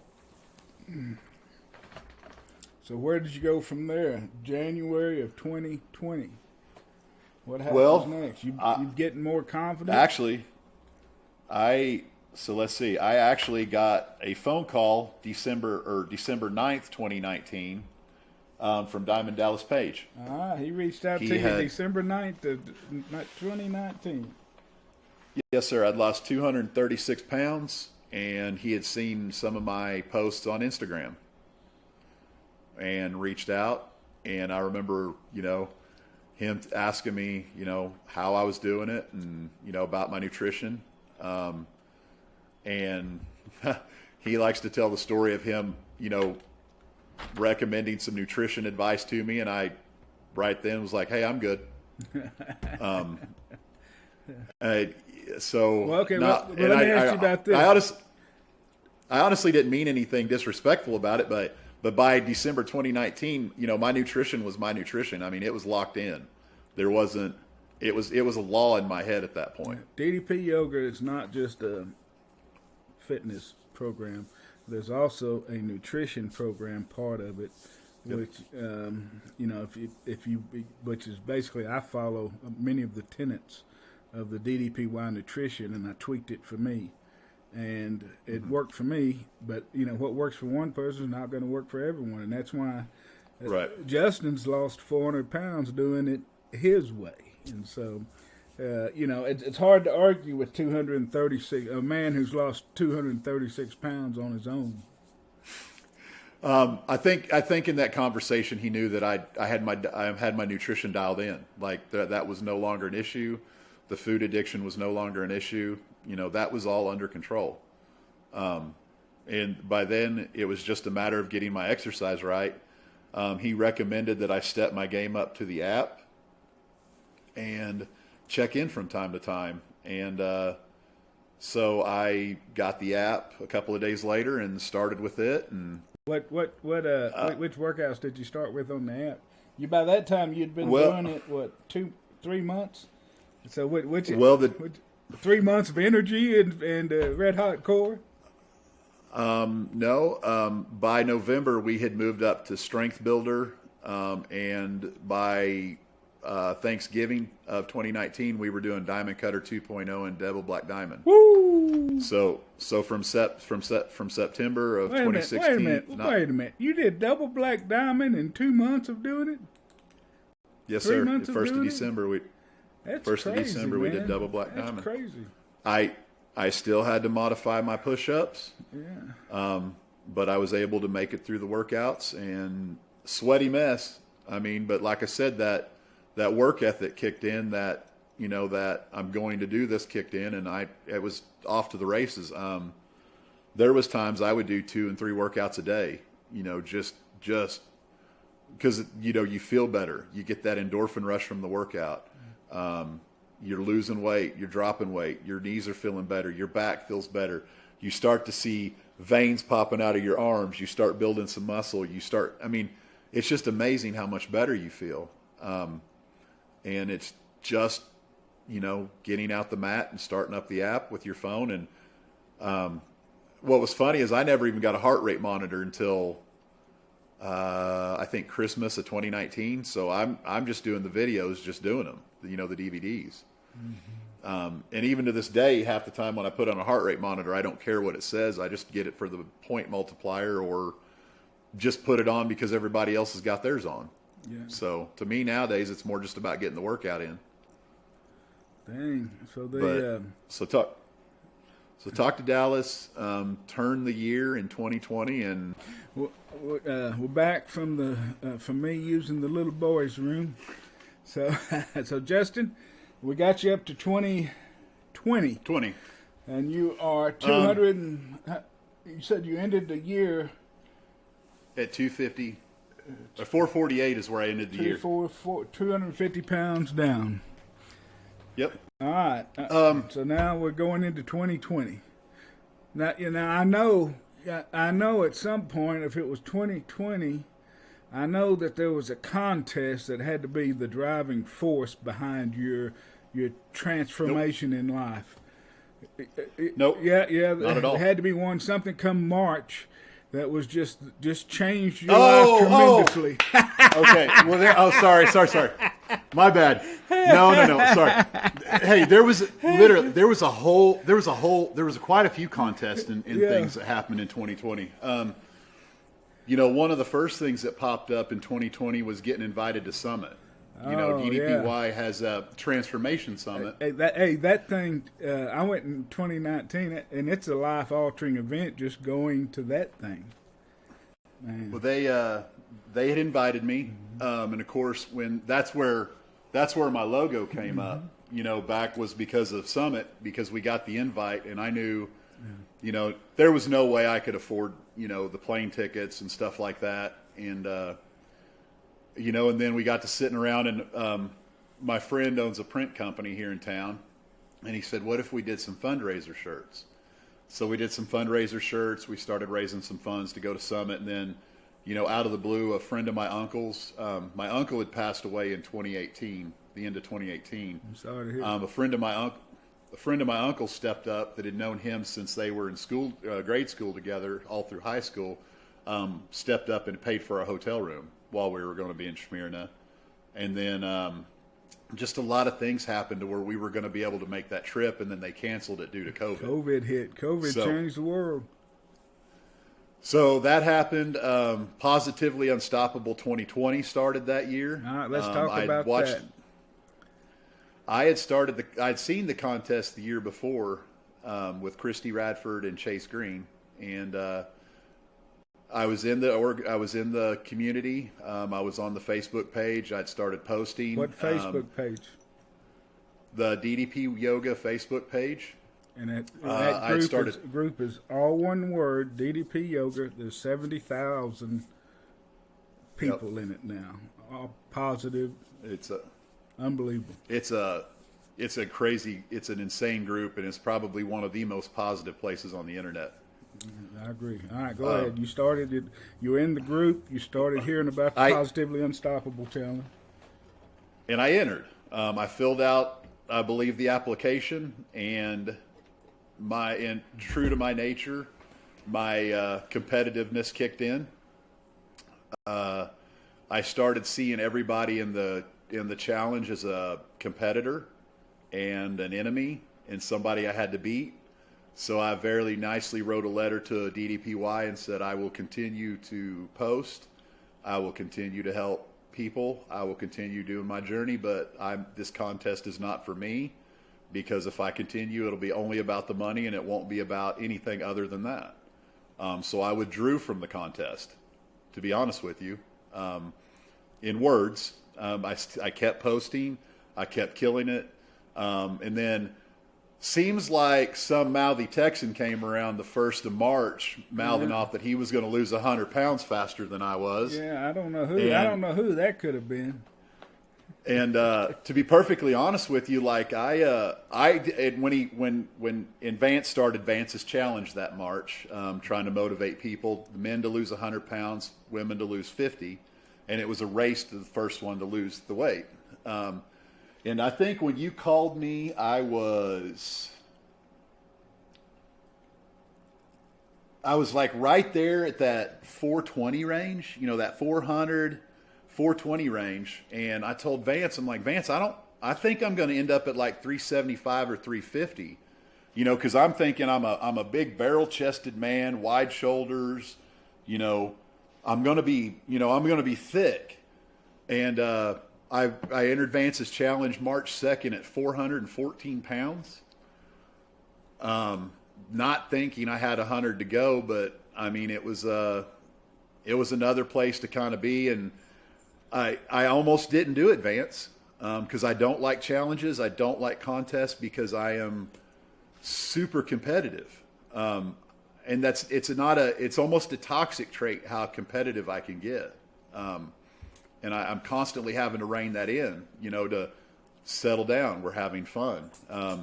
But there was a few of you guys in there that were all from Texas that were giving me a hard time, and that's kind of what motivated me to jump in there. And so I hopped in there, and I think it was September that I finally did my weigh-in and was down to 314. So from March to September of 2020, I lost 100 pounds, and I believe that's why this is up there. That's right. Because the medallion's what I made myself the end of that year. But so that's the first annual Vance's Challenge men's champion. That's right. He set the record, set the pace. We do that every March. It's the first Wednesday in March. We're fixing to start our third year. Justin was the first winner. So he lost 100 pounds quicker than anybody else that year. And Tina was the women's champ that year. Yeah, Tina. I need to interview Tina. Because I think Tina came in, like she hit hers right like a few days before it. Because we came in like pretty neck and neck that year. Yeah. It was pretty close. So tell them about the belt back here. We'll get there. All right. That's coming. That's all right. You said the mental part. Yes. So that spring and summer, I was very irritable. And when I say irritable, I would just lose control. I would just go off mad. I would lose my temper. Very irritable, started becoming very withdrawn. And just not who I wanted to be, but I really didn't have any control over it other than putting a fake smile on everything. So if I was smiling, right around that time, you knew it was forced. My wife knew something was up. I just couldn't explain it. There was no, I would be just sitting somewhere and all of a sudden get agitated, get anxious, and anxious enough to the point where like dog scared anxious. You know how like when a dog gets scared and anxious, they get that aggressiveness. Mm-hmm. And I didn't know what was going on. And finally that August of 2020, I'd had enough. Like I thought, okay, this is worse than when I was medicated for anxiety before. I'd gone in to see Doc as a checkup. And from the last time I had seen Doc, I had lost another 130 pounds. So, I mean, he didn't see me through Vance's Challenge. And so, because of COVID and stuff, the clinic was spotty.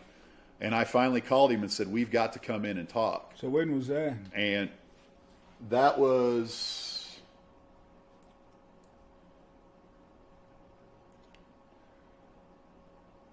That would have been August... right there at the end of July, 1st of August. Just put August is when I to went in and talked to Doc.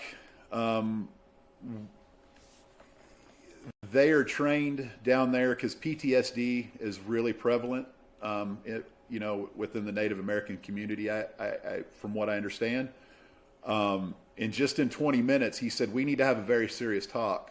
He said, since you've been sitting here, you've hit 5 of the 8 markers for PTSD. And he said, what's going on? And I explained to him what had been going on. That was right around the time they started requiring masks, to go in places. And anytime my mouth would be covered, I would instantly start hyperventilating. It felt like somebody was shoving their hands up my rib cage. Like I honestly thought at one point, the first time it happened, I was having a heart attack. Like I thought, I am healthy as a horse and I'm having a heart attack. And they were panic attacks and anxiety, stress-induced, situationally induced when did they panic start? Anxiety attacks. When did they start? May of 20. April, May of 20. So, yeah, I knew you from some of your posts. I mean, you disappeared for a little while and then posted and said you'd having some issues mentally. If I remember right, which I can't, my memory's horrible. Yeah, no, that's that was that. I was having a hard time sitting down and sitting still. This whole time, like through spring of 2020, all the way through the end of summer, I couldn't sit still.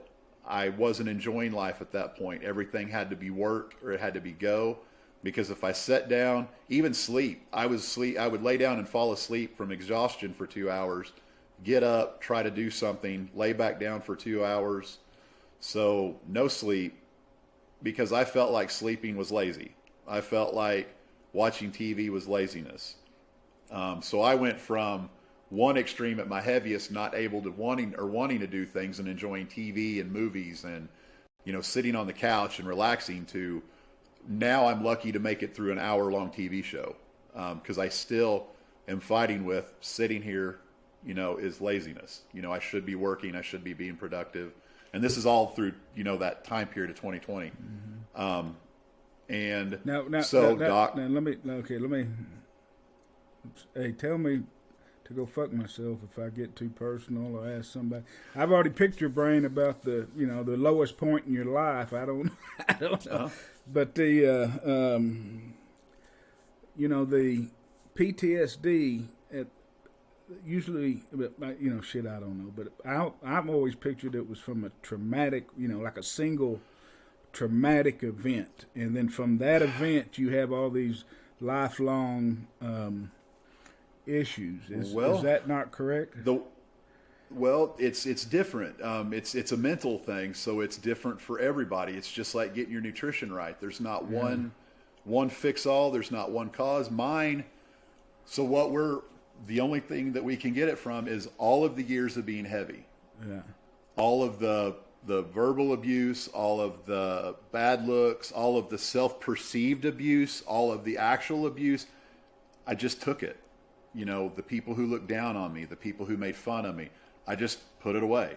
Didn't deal with it. Couldn't deal with it. All of the emotions, all the anxiety, everything that most people should be able to deal with, that's common life, you just put it away because you're so focused on, I have to get up, I have to make it through work, I have to do this, I have to, you're so focused on making it through physically that everything mentally is just piling up. And so now that it was so weird that I'm not concerned about my physical body anymore.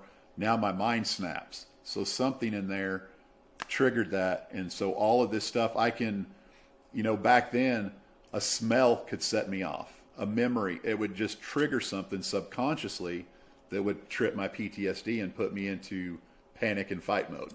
So if I understand your answer right, it sounds like that the weight-related and physical disabilities and the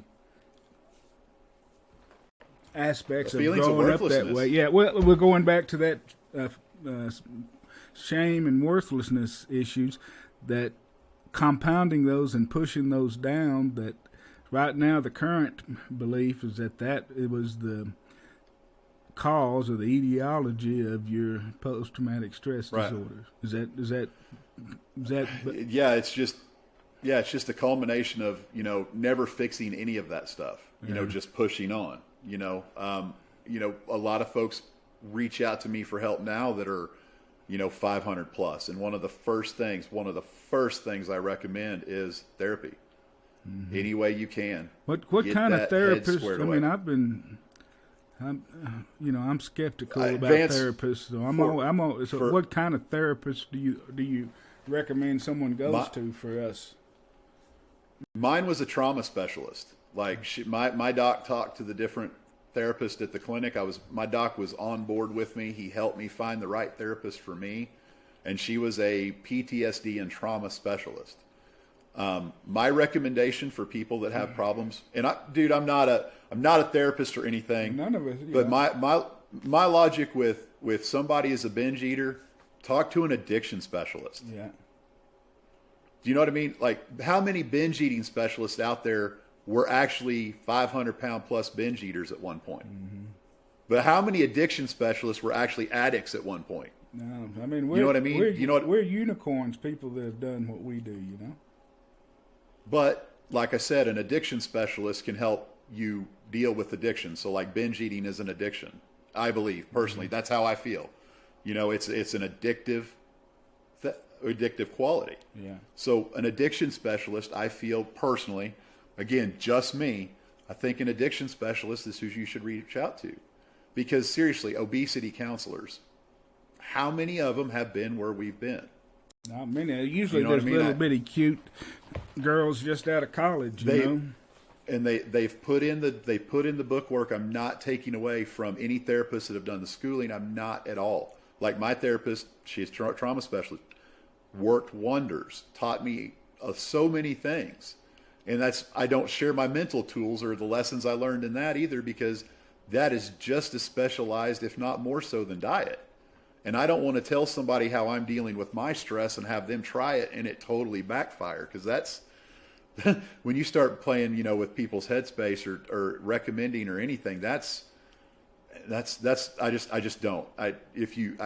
My recommendation is, if you feel like you need to talk to somebody. There are specialists, and remember, you're paying them. Don't just sit down. But I do highly recommend giving somebody at least 3 sessions. You know what I mean? Mm-hmm. Give them 3 sessions. Give them 4. Sit down and just let them have it. Be as 100% brutally honest as you possibly can. It's embarrassing.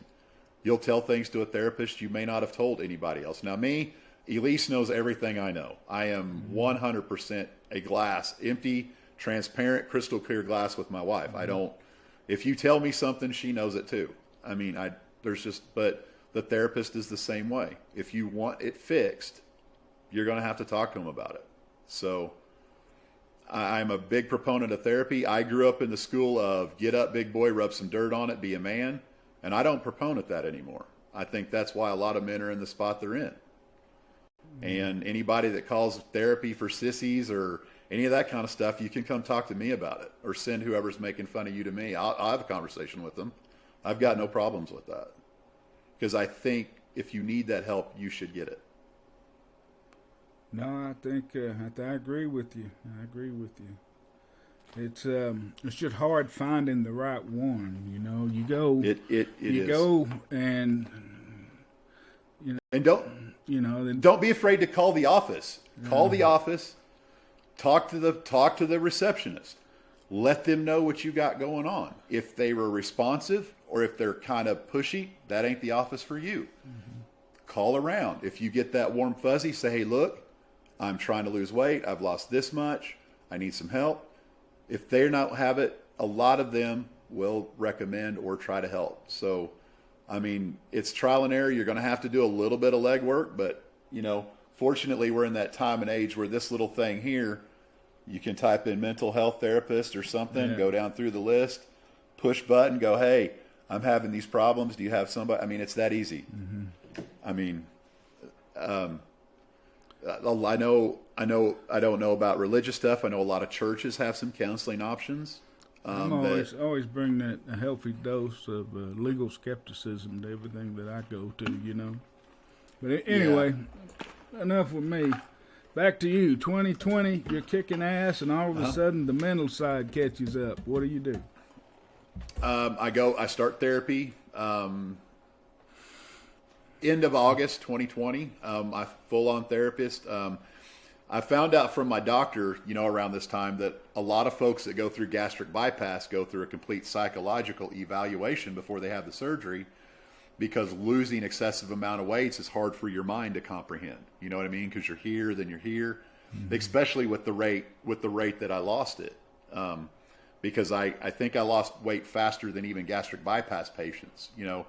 But I was also rebuilding my body at the same time. So it wasn't like I have to get to a healthy weight before I can exercise. I mean, I started exercising at 528.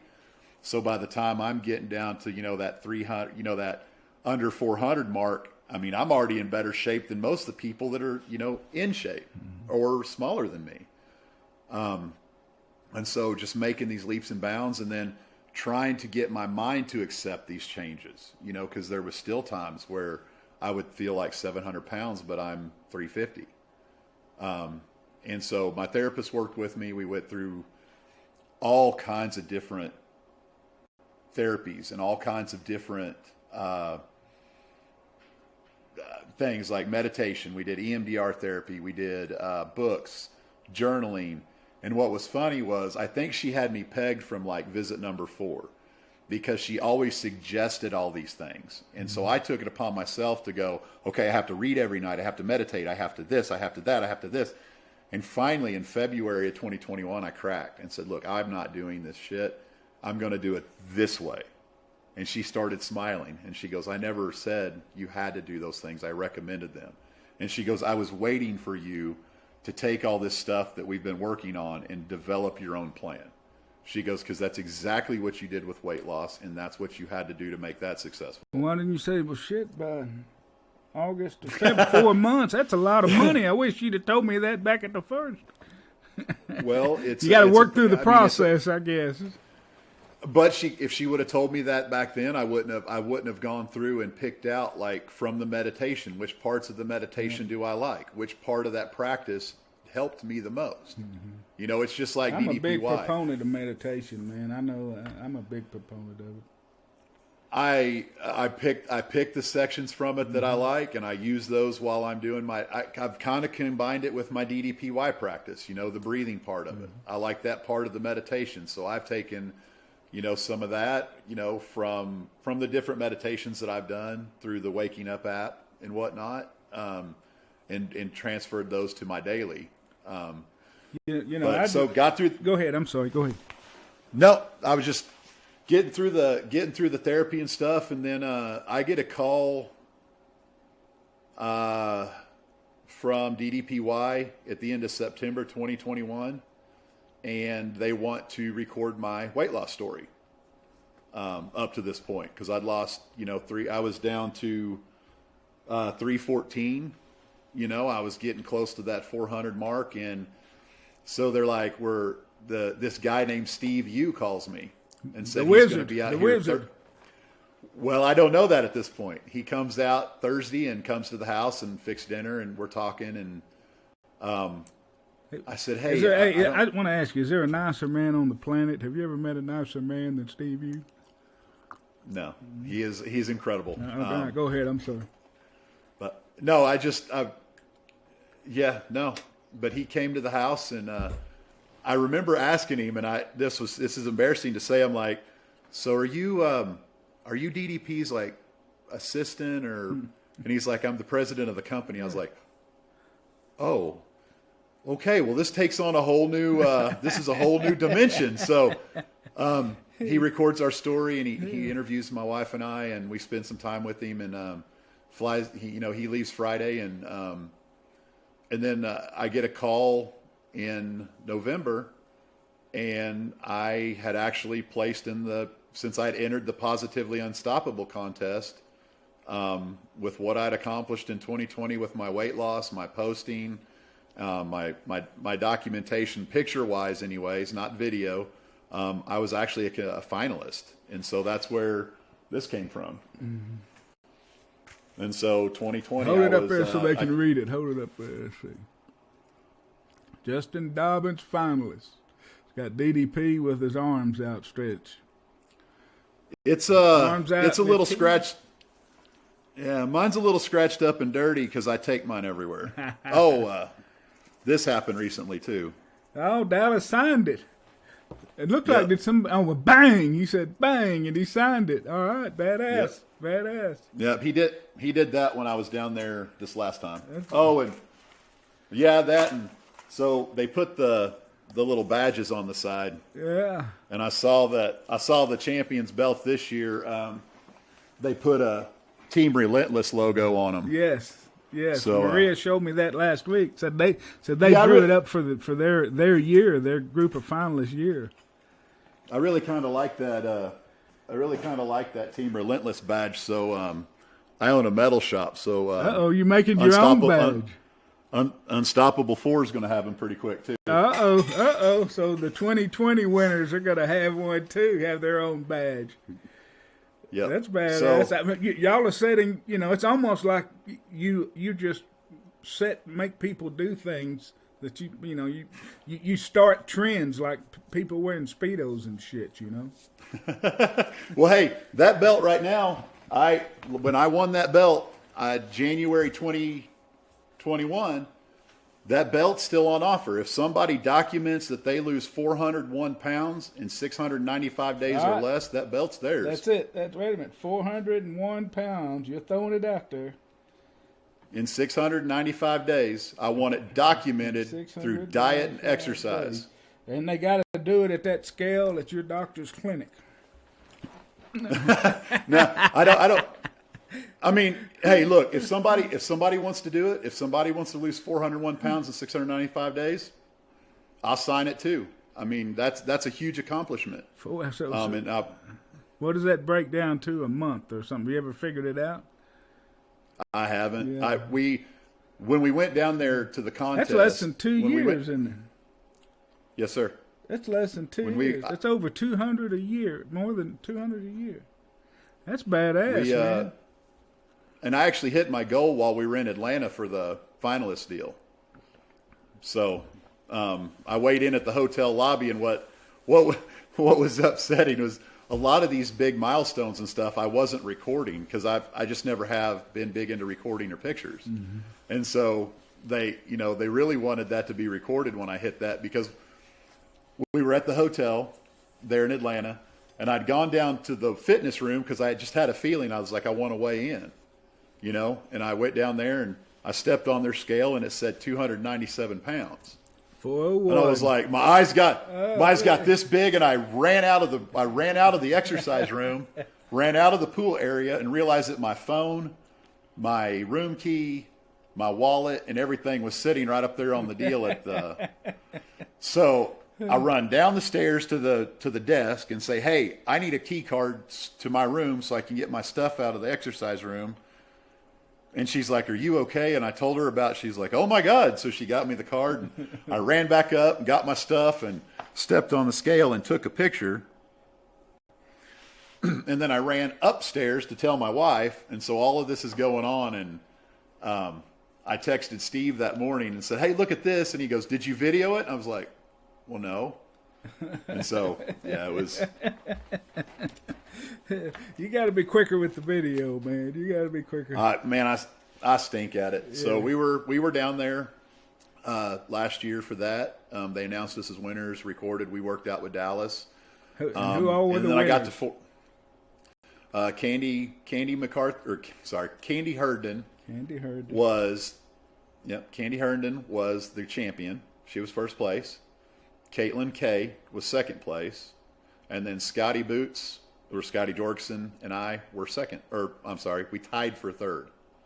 We kind of sum it up as like Candy was heavyweight champion, Caitlin was United States champion, and Scotty and I are the tag champs. And how much overall weight did y'all lose in that period, that 6 months? Oh, Vance, I don't know. A bunch. We figured it up once. We lost quite a bit. That's crazy. So all right, so tell the people about the contest in case some people want to enter into it. Contest starts January 1st. You have up until, what is it, March 31st? I think April. Or is it April? It's got to be okay, April. The end of April. Yeah. April 30th. You got anywhere in there to start, and you have to finish by October 31st, right? Yep, I think that's right. And I'm really the wrong person to ask about this because, like I said, my documentation was garbage. I got in on accomplishment, and those people playing now, they're playing to win. Mm-hmm. So that accomplishment thing's not going to get you by. You're going to have to do the documentation. You're going to need to do the videos, but it's all set up within the rules. So you sign up and you transform your life in that 6 months. And how much does it cost to join? Nothing. It's free of charge. And all you got to do is lose weight and take pictures. No, I don't. It's not even weight loss. You transform your life, because 2 of the champions this year didn't have a big weight loss, but they had a complete. They finished their transformations. So they didn't have that big 100-pound weight loss. They just had that kind of finish up weight loss. Mm-hmm. So it's not just about that. Jeremy's was overcoming addiction and stuff and finishing up his weight loss and really putting muscle on. Stephanie Kelly's was kind of making that transition from weight loss to maintenance mode. The other 4 winners this year, Maria, Brian Tan, Brian Gray, and Patrick Sims, they all had a big weight loss too, but they also had that rounding out their transformation as well. So it's anybody's game. I mean, it's get in there, do the work, do the documentation, and then get submitted. Yeah, and then they pick the winner and trip to Atlanta and yes, sir. Financial rewards and all kinds of things. Yeah, I think they changed it. It was a chance at $1 million for the last couple of years, but I think they lowered it to $250,000 because they could pay out more money across the board versus bigger prizes. They're able to give out more or something like that.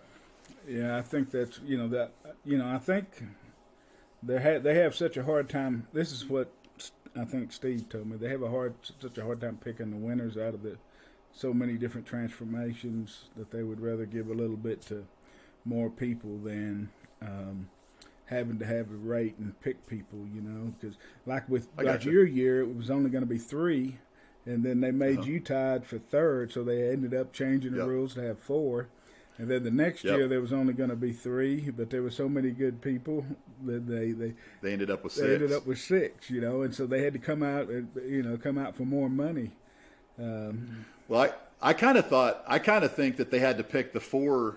They had to pick the extras because when we finally have that big like cage match wrestling deal, the guys they picked this year are a lot smaller than me, so they probably had to even up the odds a little bit. I don't know. So I want to see the cage. I'm just teasing, guys. I want to see the cage match. Hey, were you a wrestling? It'll be on pay-per-view. Were you a wrestling fan growing up? Yeah, I was. I watched quite a bit of it growing up. So were you a fan of Diamond Dallas Page? Yes and no. I'm going to say, yeah, I kind of like the way he came in when he was People's Champ and stuff. But I think a lot of during his WCW run, that's when I was watching the other competitor. But no, I watched, I'm going to say he was probably in my top 10, if I'm being honest. And, of course, I was a big fan of the big guys back then. I really liked Sting. Dusty Rhodes was one of my favorites. I grew up with a lot of the older wrestlers. Yeah. So, American Dream Dusty Rhodes was the man. Like, as far as I'm concerned, as far as wrestling, like, he was one of my top-tier wrestlers. Dustin Rhodes, since he entered the game, him and Barry Windham back in the day, I liked those guys. Those were some of my favorite wrestlers. But, yeah, DDP was up there with it, probably within the top 10. Well, that Dusty Rhodes was what I think who DDP considers his mentor. The one that really got him into wrestling and got him and inspired him to be the champion. There's some story he tells. I know I'm going to butcher it, but he said told Dusty that I want to get in there, at least maybe I can make the top 10. And Dusty said, what the hell, what are you talking about? If you're going to do it, be the champion. If you're going to be a bear, be a grizzly, basically. And so, why else do anything? If you're going to do it right. Right. So, but yeah. Go ahead. So we were down there for the contest, and then we came back.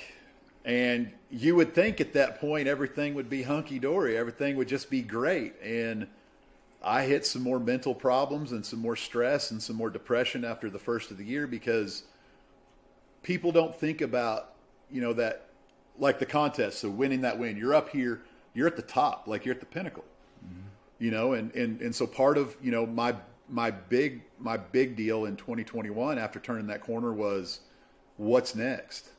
What am I supposed to do? Where are you supposed to go from here? All right, let me stop you right there. All right.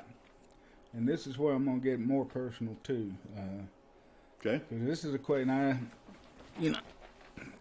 I get asked this all this time about, you think, but they always ask me, what about loose skin? Oh, yeah. They always ask me that. Always. Everybody. Every day. Everybody asks me that. I mean, people, the biggest concern. So when you were losing the weight, what did you think you were going to look like when you got down? And how does what you look like? I mean, tell us about your journey, about the mental side of that. Well, I keep hearing, I get a lot of compliments now that I'm handsome now. Yeah. I mean, I was like, well, wait a minute. Is that a compliment or what Yeah, that's right. So, the physical transformation has been crazy. We didn't have a clue. I had no clue what I was going to look like. Like I said, we thought I'd be, barrel chested and wide shouldered, and I'm still pretty broad. But what's funny is, you get to that point where you're not losing fat off the external, but then your rib cage starts coming in because you start losing that visceral organ fat. So, when I hear I'm broad chested, man, I was too. I mean, I went from wearing a 10X shirt that I couldn't button to wearing, I'm in a 2X t-shirt now. Tell me about barrel chest and broad shoulders. I had them. And it's like when you start whittling that down and really getting into those deep pockets of fat and everything, that you're like, wow, I'm a normal size, more normal size. Mm-hmm. And I knew there was going to be loose skin, and we saw where it was going to be: chest, belly, thighs, arms, because you don't get that big and stretch the skin out that much. And that was a big problem that I had the beginning of this year. A big problem was I'm still trying to lose the weight around my middle, when I look down, I see that skin hanging, and I see that skin bunched up, at the top of my belly. And you think, well, I've got a gut. Well, there's no gut there. It's just where the scar tissue and where all of that skin naturally hangs. So yeah, it looks like you've got a gut, but it's not. There's nothing in the world that I can do besides surgery about the skin. Well, you told me one time the doctor told you not to lose any more weight. Yep. That was spring of 2021. I continually tried to hold my weight below 300 pounds. I wanted to be under 300, and every time I would get below 300, I would get real lethargic, because I was still eating a calorie deficit. But I wanted to be below 300 because that was what I had in mind, but that was where I wanted to be. But to stay there, I was still in weight loss mode. I was still trying to lose weight, but you go from. So one of the things we talked about previously was I went from being a great swimmer because I didn't have to work hard at staying above water because I floated, to now I'm negatively buoyant. I can't float now. I do not float. If I get in the swimming pool, I can lay flat on the bottom. My legs don't float. My arms don't float. Negatively buoyant. Zero buoyancy. Zero buoyancy. So, yeah. So now, do you remember getting in a pool, like you take some of the weight off of you when you're bigger? Now I'm just standing in a damn concrete hole of water up to my neck, and I'm like, well, this is stupid. There's none of that. There's none of that, taking the weight off unless I'm wearing a life jacket or something. Yeah. None. Zero weightlessness in water now. It is just standing in a hole of water. And I'm like, well, I'm done with this. So, but yeah, all through there. But I finally went into the doctor again in May of 2021, and, wasn't feeling the best, was right there at that 300 mark. And he could tell something wasn't wrong again, or something wasn't right again. And I kept telling him, I want to lose this. I want to lose this. And he grabbed a hold of it and he said, that is tissue. There is nothing you can do to lose that. And my wife had been telling me this the whole time. He said, you can work yourself to death and you're not going to lose the loose skin. It's amazing how often they're right, isn't it? Yeah. So at that point, I decided that I will live with the loose skin at this point. I started thinking last spring I was ready to look into removal surgery, but summer entered and I went right back into that work mode and working out my frustrations, through physical labor instead of dealing with them mentally. Enter fall time when I'm not able to get out and work that hard. Some of that old, feelings of PTSD and anxiousness started coming back, and started getting real cagey. But I figured out over the summer that my sweet spot for weight is 320 to 330. That's where I feel the best. And also, from May of this year, when I increased my calorie intake, I started drinking a protein shake in the morning. So that's added a significant amount of calories because I make a bigger one than I need to because I just don't like breakfast, but I have to have that fuel to get going. I've put on 20 pounds of lean muscle over the summer, through my shoulders, chest, legs.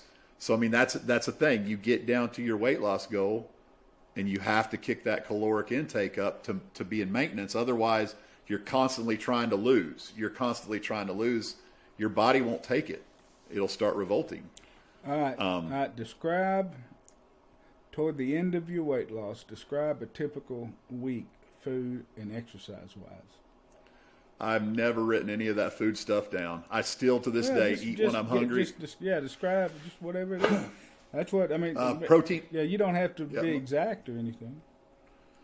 Since I got it through my head that 320 is an okay weight to be at, where I go 10 pounds either way. I know that's a big fluctuation, but starting out at 700, I'll stay between that 310 and 320. Like, I know when I start getting below 320, like 315, 312, that's when I start getting that, okay, my activity's kicked up, so I need to kick my calories up a little bit. So I try to get back up to that 320 mark where I feel the best. But sometimes when you kick those calories up and you're used to running that, you'll run that for a week or so, and your activity kind of slows down a bit, and you go, oh, I've put on a few pounds. Well, cut those calories. That's how I do it. You know what I mean? That's my gauge. 325, 326. I'm okay because I know sooner or later my physical activity is going to kick back up, and that I don't stress the 5 pounds. How often do you? I know that. Weekly, bi-weekly. I don't put a lot of stock into it. I use it as a gauge now, but I'm pretty good at sticking right there in that 320 mark. And what are your meals? Typical meal for me now in the morning is I've got a 24-ounce cup. It's 2 scoops of protein powder. I use MRM Nutrition, which is a whey protein with no sugar. And then I put 2 to 4 tablespoons of natural peanut butter in it. And then top it off with milk and hit it with the immersion blender. And then that's breakfast. Lunch is one of those deals that if I'm not really working that much that day, I might have a handful of cashews or peanuts or something like that. I drink a gallon of water a day on the minimum. And then dinner is usually some kind of meat, vegetables, that kind of thing. What about when you were still losing weight? How was it different? There were times when I was losing the weight, like in the early days, that I had to make myself eat. My body I'm assuming had switched over to like that ketogenic, that ketosis where it's fat adapted and burning fat. Man, I had 400 pounds of fat evidently that I could burn, so, the beginnings I had to make myself eat, and I would make myself eat at least one good solid meal a day. And that was non-negotiable. And I mean, that would be a good solid serving of food that, most people would probably think was too much, but that was my only meal for the day, and so that's what I would do. Kind of an OMAD thing, but it wasn't like planned. It wasn't a planned deal. If I got hungry earlier that day, I would have eaten. I've never gone hungry this entire time. But it's always had to be on plan. It's always had to be within my nutrition plan, which is high protein, low carb, 0 sugar. What about exercise? What exercises did you do during this period? Just stuck with DDPY. A lot of it was starting to learn how to back off a little bit. Because in weight loss mode, you want to work out because you're trying to burn those calories. I have a physical job here in the shop, and then I also do manual labor on the side, clearing out fence rows, cleaning out barns, that kind of stuff, just to get out of the shop from time to time for my sanity. I do a lot of physical exertion when it's hot. Heat doesn't bother me anymore. Cold hurts. Anything below 50 degrees, and I'm freezing. Hey, let me ask you something. Let me ask you something now. It may be different for you, but when I'm losing weight, man, I'm just freezing all the time. It doesn't matter where I'm at, I'm just freezing. Did you have that? No, I was hot natured clear up until last winter is when it really started hitting me when I got closer to that 300 mark. But when I was at my heaviest, like 20 degrees, I'd be wearing shorts, t-shirt, maybe a hoodie, maybe. I could handle the cold. But now if it gets below 50, it almost hurts, you know. So I've definitely got my cold weather gear now. So how much has DDP Yoga contributed to the weight loss, to your transformation, to your lifestyle enhancement and changes? You know, I know it gave me back my mobility. I don't need my knees replaced. You know, my knees at the beginning of this were bone on bone, and I've got space in my knees now. I've got space in the joints in my back. And that's just, I guess, from building up the little muscles, the mobility muscles on top of the big ones. My cardio's the best it's ever been. My resting heart rate is 65. I mean, for somebody my size, that's pretty good. And it takes quite a bit to get it to start moving in that right direction. Like, it's 10 minutes in a workout, you know, in an hour-long hard physical workout before my heart rate starts getting up into the, you know, the target zone. I'm able to work longer, harder. It is just giving it back. And the crazy part is you don't think doing that 25, 30 minute, hour-long workout on that mat is going to do all that. But the thing I like about DDPY is, you know, I keep people keep telling me to go to the gym, lift weights, that'll tighten the skin up, or it'll put on muscle and take up the loose skin. I'm 43, Vance. I don't want to be going to the gym when I'm 60 to keep the muscle big, to keep the skin tight. I can do DDP yoga till what? Teddy's what, pushing 90? Yeah. And Teddy's still... he just, I think it was 87th birthday, I think. Yeah. Over Christmas was 87th birthday of Ted's. And he's still doing DDP yoga. So this is one of those deals that I can do from now on, and I don't have to go to the gym. So, but yeah, I know that the loose skin is going to come off, and that is one of those things that we're focused on this year. Are you going to do the surgery or no? Yes, sir. You're going to get the surgery done. So I Yes, know from Caitlin Kay's brave postings a little bit more about it. You know what all she's had to gone through, because she was one of the winners with you, right? Yes, sir. And then this year she elected to do the skin surgery, and she did it multiple places all at once. Like I don't know. Yeah, she did her arms, chest, and abdomen, and all at the same time. And she documented it on her social media and in the DDP Yoga group. And so, it's just a unbelievably brave act to do, especially. And she's not very old. She's a younger lady, I think. Yes, sir. And early 30s. So it's very brave thing to do. But it showed me a lot about how it works and what they do. But I mean, you've got to be immobile for a while or something if you do it. What do you know about? I mean, what? Yeah, and that's part of the reason why, you know, last spring when I thought, hey, I've got my stuff together, I'm ready to do this. If I would have done that surgery, last fall, that probably would have been one of the worst things I could have done, because I could not have been down, because you're down for 6 weeks. Like, they don't want you moving. I mean, it's a very, very major surgery, and very invasive. So I didn't pursue it. Spent the fall getting my head right and getting working the therapy, working my tools, and just getting to the place where I'm finally comfortable. You know, I'm finally to that place where it's, hey, I've got to control these PTSD flares. I've got to use my tools. I want to be happy. I want to enjoy life. And I'm not saying that was the way to just turn that switch, but it was just like with my nutrition. And that's what I've done this fall, you know, this fall of 2021. and winter 2021 was just get my head straight. That's and then, I mean, that's,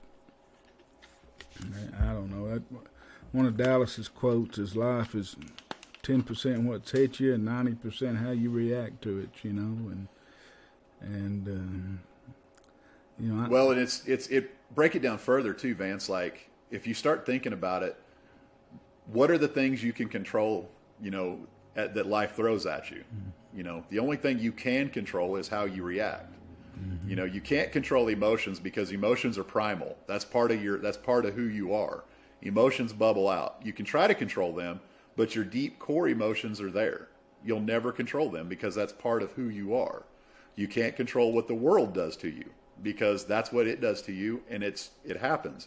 You can't control your past. You can't control your future. The only thing you control is how you react to everything that's thrown at you. And that's been what I focused on this entire fall is, okay, that sucks. That pissed me off.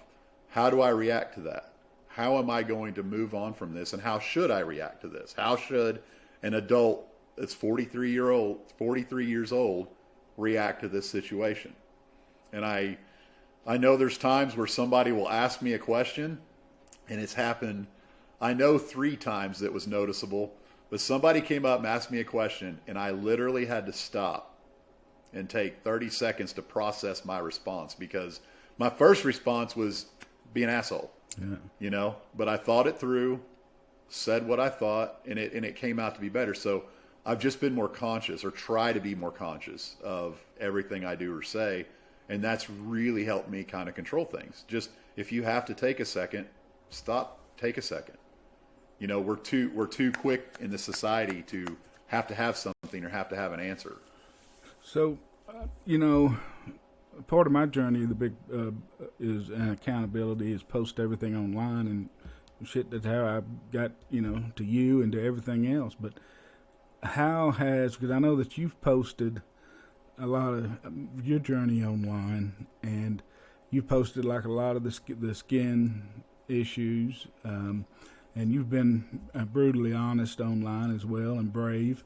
And you know, there's always those trolls out there. But how has your online activity affected your journey? And you know, how have you handled it? That kind of thing. I used social media for the first year as accountability, or when I first started posting, and I wasn't going to post at all.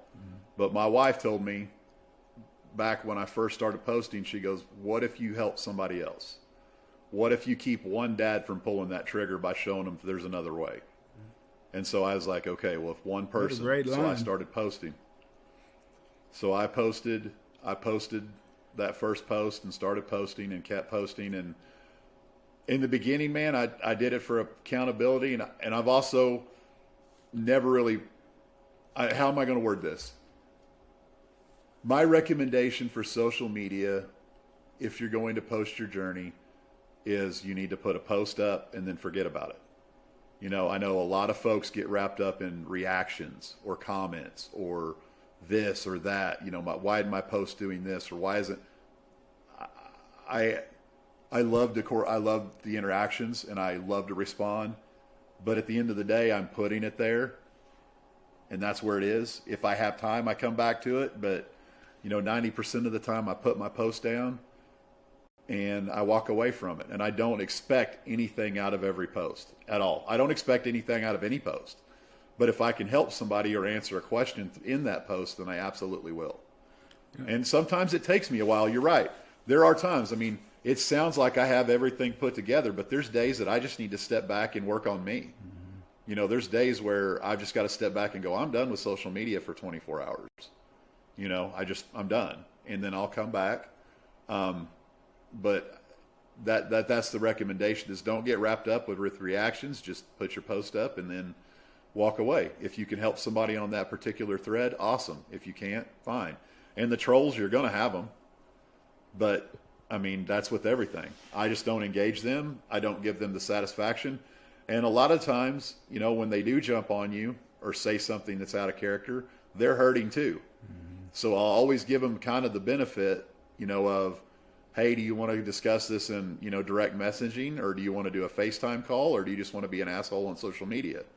And that will usually either get them in the DMs to find out they're in a low spot and they're just kind of lashing out, or no, they are just a complete jackass and, they're not worth your time.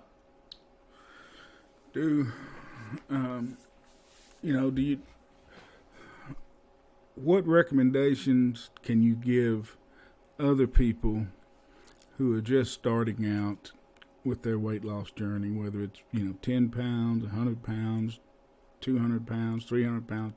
What's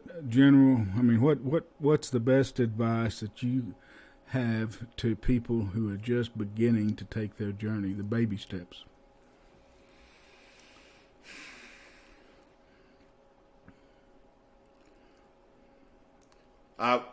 One of the biggest things is if you've struggled, you need to look back at your food choices. There's literally, probably 5,000 different eating plans out there. The biggest key is trying to find something that doesn't deal with a lot of processed and a lot of sugar. And then make that a lifestyle change. Make sure that this isn't, those weight loss goals, it's not just a goal. I mean, if you're just saying, hey, I need to lose 50 pounds, great. What then? What are you going to do with it after you catch it? That's what I dealt with a lot, after going down in 2020. That's what I dealt with 2021 the whole time is, hey, look, I reached my goal. Now what? Now what am I supposed to do? What? So you need to be thinking about that. And it's not like, hey, look, I lost my goal. I reached my goal. Yay, it's over. Because if you start eating the way you were, you're going to put it right back on. So it's find something and just decide that I'm going to have to live like this from now on. If food's a problem, get your head wrapped around that first. And if food's that big of a problem, I say you probably need to find some help and talk to somebody, get some professional help and some therapy in the beginning to help get some tools in place to help. So, you've got to make it work for you. What does the future hold for Justin Dobbins? Well, I'm not sure, man. I went on a road trip here the end of 2021 with Travis Mahaffey from Shamrock Fitness. We got together and did 2,950 miles in a car and did some DDPY along the way, and interacted with the community and met a lot of really great people, something I wouldn't have done before. We're talking about doing a couple more of those road trips here this year. We call it St. Shamrock and Savage. We got a YouTube channel. We kind of recorded all our shenanigans along the way. If somebody wants to follow that YouTube channel, where would what do they know? I can send you the links. Okay. If you'd like me to. Yeah, send me all the links. And at the end, I'll also give you a chance to say wherever you want to be followed and that kind of stuff. Okay. But so go ahead. We did that, and then I started at the end of last year too. I started my own little podcast called The Next 90%. Largely because last fall I kept seeing a lot of people coming up to their weight loss goals, and they were, there's a lot of what's next in this community, and not just in DDPY, but in the weight loss community. I think personally, I feel like that's the biggest cause for failure is we get those weight loss goals, but we don't think past that. We don't think past that 100 pounds. We don't think past that 200 pounds. How many times, honestly, Vance, have you got caught up wanting to get to Wonderland so bad? You just think about that. You obsess about that. You just get that in your head, and that's all you can focus on, but you never focus on, okay, what happens if I catch it? Yeah. It's kind of like if you try to catch a tiger. Yeah, you can reach up and grab it by the tail, but what the hell are you going to do when you get a hold of it? So that's something that would be my biggest piece of advice. Circling back around, think about what you're doing after you reach your goal, because with me, I knew I was going to reach my goal. And so the podcast that we started was, we're always told to live life at 90%. To reach and attain those goals.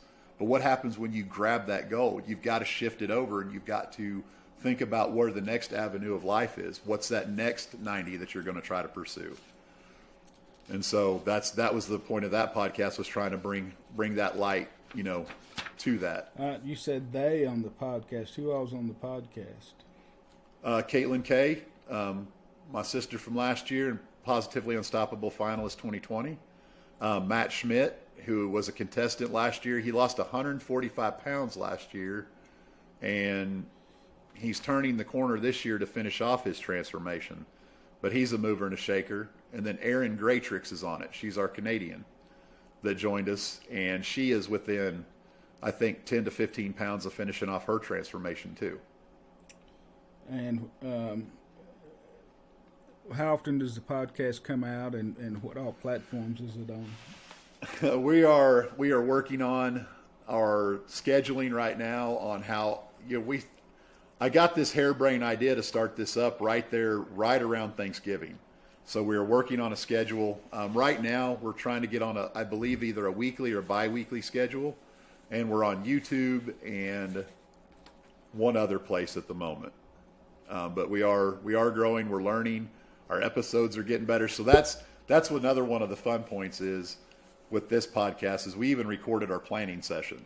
So it's going to be a fun progression to see how much smoother and how it grows. Yeah, well, that's the podcasting. We're both on that podcasting learning curve right now. So yep. So it's kind of fun. And then this year, my main focus is, my goals this year are learning how to relax and enjoy life. I've built this body. I've rebuilt myself. I've got, a lot of things that have been squared away physically and mentally, and I haven't been enjoying it. I keep treating it as work. It's work, and it's not. So my focus this year is relaxing and just trying to enjoy life more. How old are your kids now? And then now? get the 16 and 11. What's it like to be with your kids now? It's night and day. I can keep up with them. I can take them places. I'm not embarrassed to go with them. I helped with the band booster club this year when we would go to band competitions. The last competition, we ended up taking the Black Stone and doing burgers and we did hamburgers for lunch, and then for dinner we did tacos and stuff. So that was a change. They were used to sandwiches and stuff. So just stepping out of my comfort zone and doing more and more things. And then between that and then the big goal this year is the skin removal surgery. And being that a lot of insurance don't cover it, we've got, gear on sale again.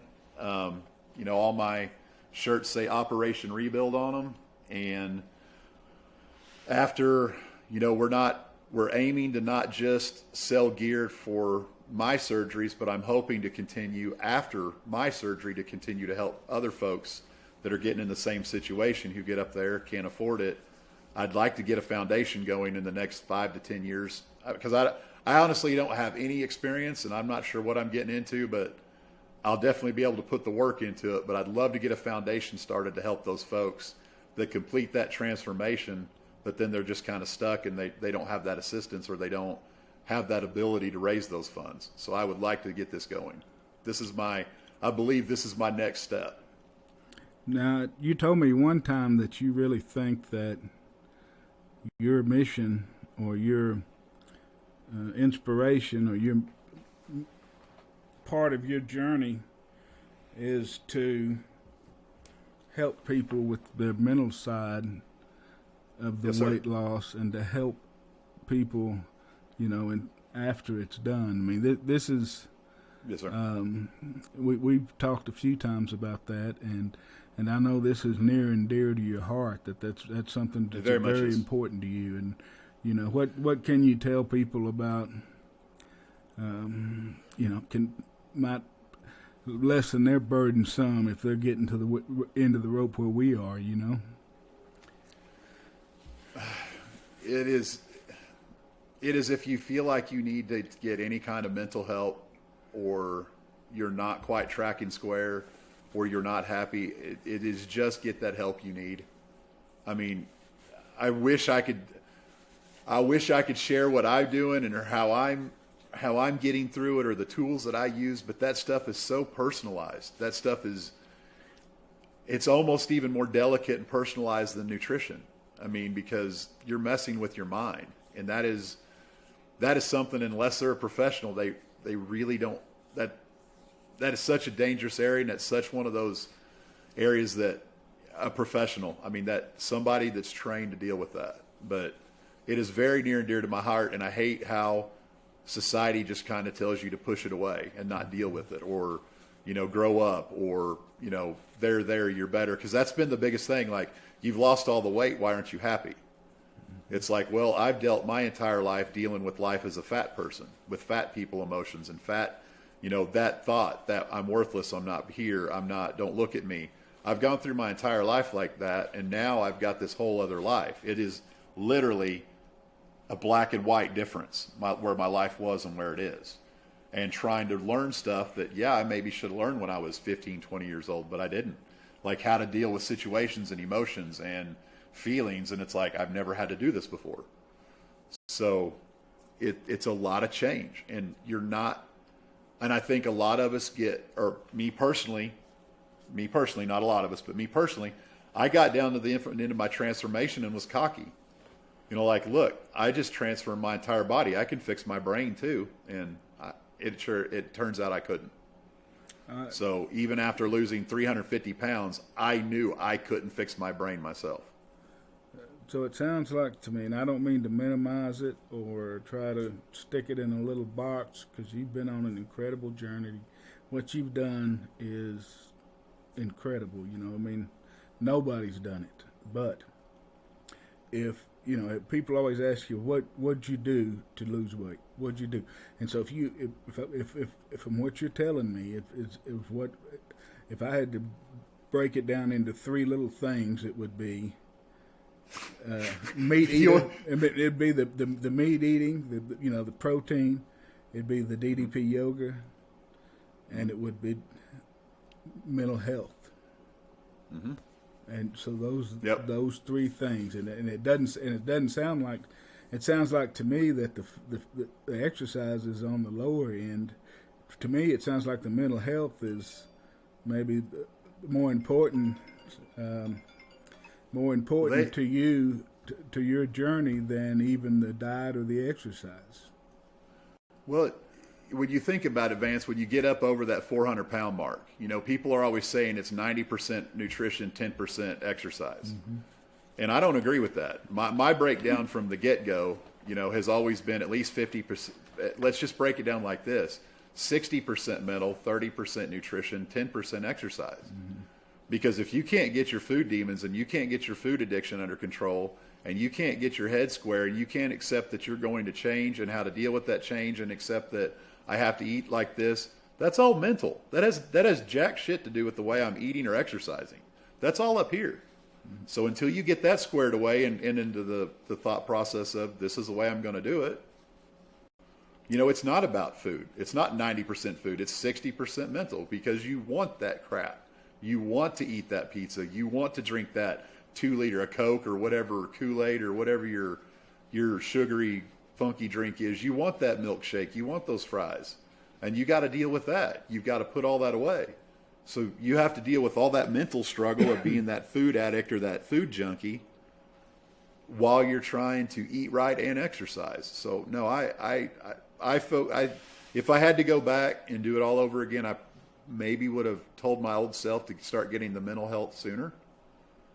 And let's work on that. But work on your diet first and add exercise later.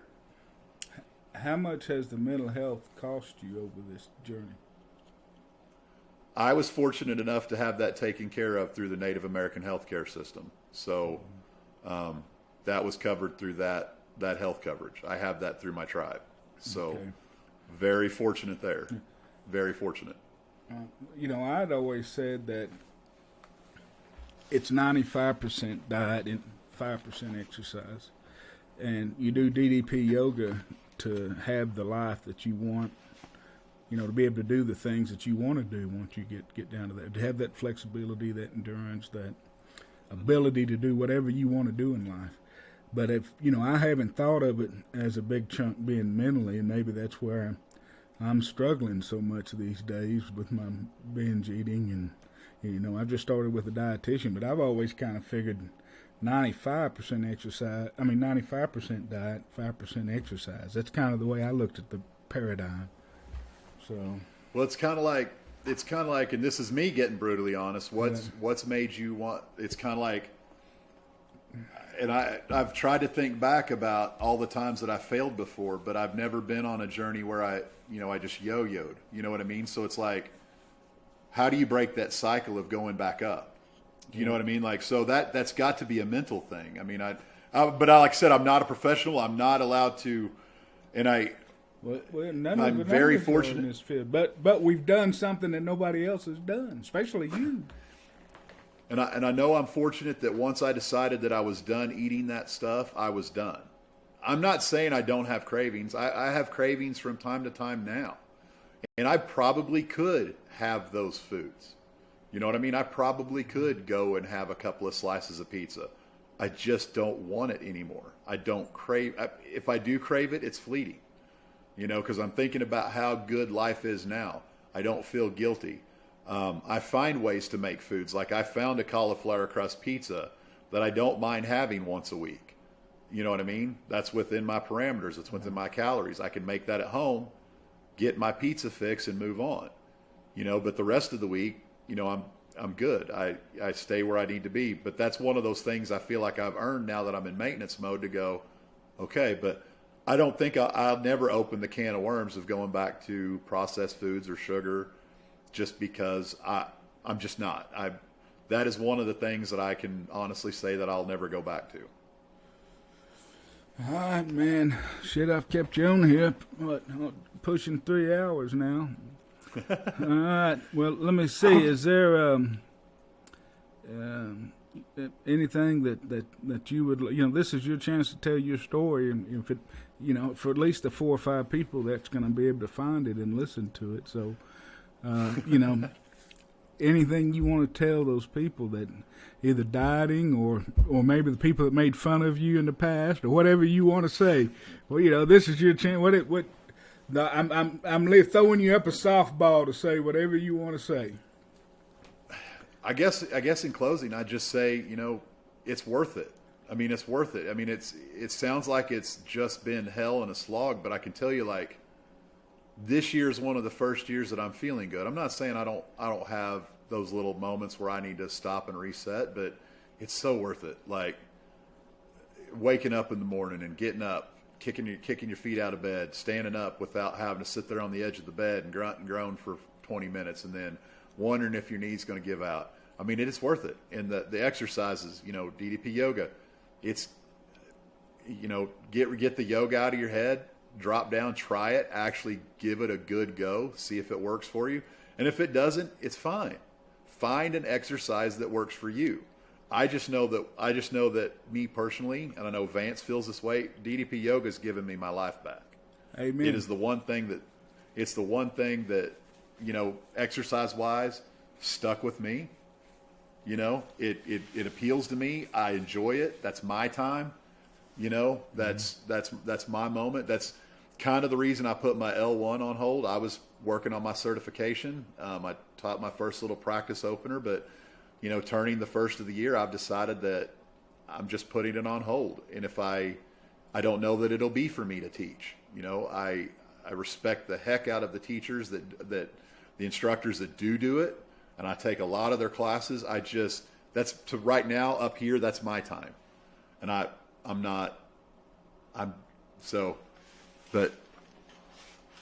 yeah. I wanted to ask this question earlier. I asked you how about your relationship with your kids. I failed to ask you, what about your relationship with your wife of 20 years? Oh, it's great. It's more fun now, but we've never had any, we've never even really had a big fight in those 20 years. When people talk about a soulmate or finding their other half, she literally was my other half. And so far out of my class, I don't know how I landed her. Must have been personality back in the day or something, but I married way outside of my league.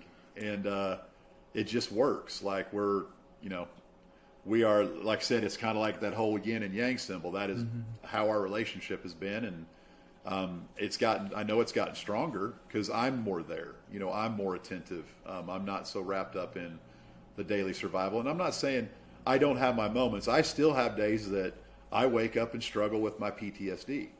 It doesn't last as long.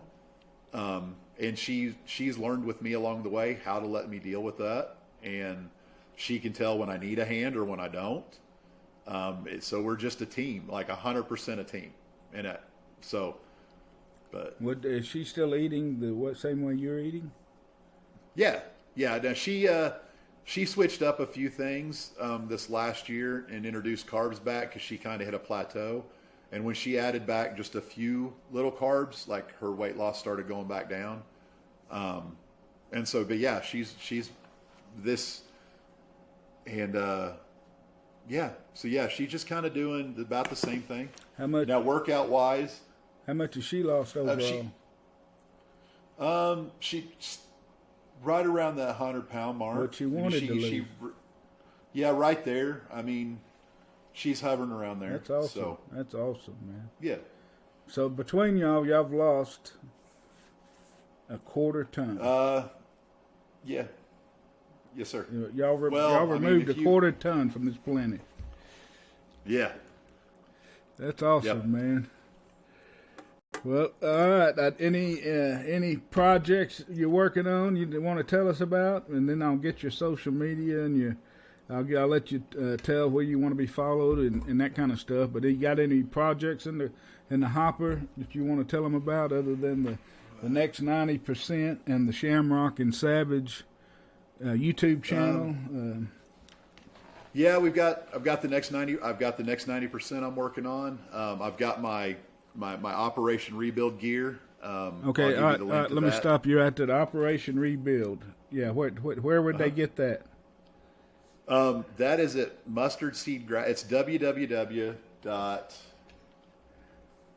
So I've had some people offer to do a GoFundMe to help with skin removal surgery. Man, I'm from the Midwest, and that, you know how it is. It feels like charity. It feels like a handout. Mm-hmm. And I understand, but I would rather sell T-shirts. Like, I'm a T-shirt junkie now. Like, that's my new addiction. Like, I'm all about. I didn't ask you that question. I mean, how was that day when you could walk into a store and buy clothes? I honestly didn't believe it. I walked right into Walmart, picked up a 2XL T-shirt, put it in the cart, brought it home, tried it on. See, the problem that sucked the most for me was I started getting normal clothes during COVID, where you couldn't go inside and try anything on or shop, or it just wasn't a lot of fun. Hold on, I'm looking for that link real quick. Yeah, and that's the Operation Rebuild website. Well, it's not a website. So, my mother-in-law owns a T-shirt printing company and like a crafts business, and she's actually handling a lot of the T-shirt sales at this point. And it's Mustard Seed Graphics LLC.com. Mustard Seed Graphics LLC. LLC.com. All right, and then the next 90% is that's what they would search on the podcast on YouTube and on YouTube. Sir. The next 90%, and then Shamrock and Savage, you said, is on YouTube. Yeah. And Saint Shamrock and Savage. Saint on YouTube Savage, too. Shamrock and Savage. Okay, and then Yep. What about if they just wanted to follow you on social media? It's just Justin Dobbins on Facebook. I post anything I post on my personal page. I also post in the DDP Yoga page and Vance's Challenge page. Mm-hmm. And then it's my Instagram as at Dobbins JW, all lowercase, one word. Okay. And then I recently started a TikTok account, I guess. But I'm not real good at it yet. no, you'll get But there. that's at DDPY Savage. Do I follow you on TikTok? I don't remember seeing you on TikTok. Maybe I do. I've got a few videos. I'm still trying to learn that.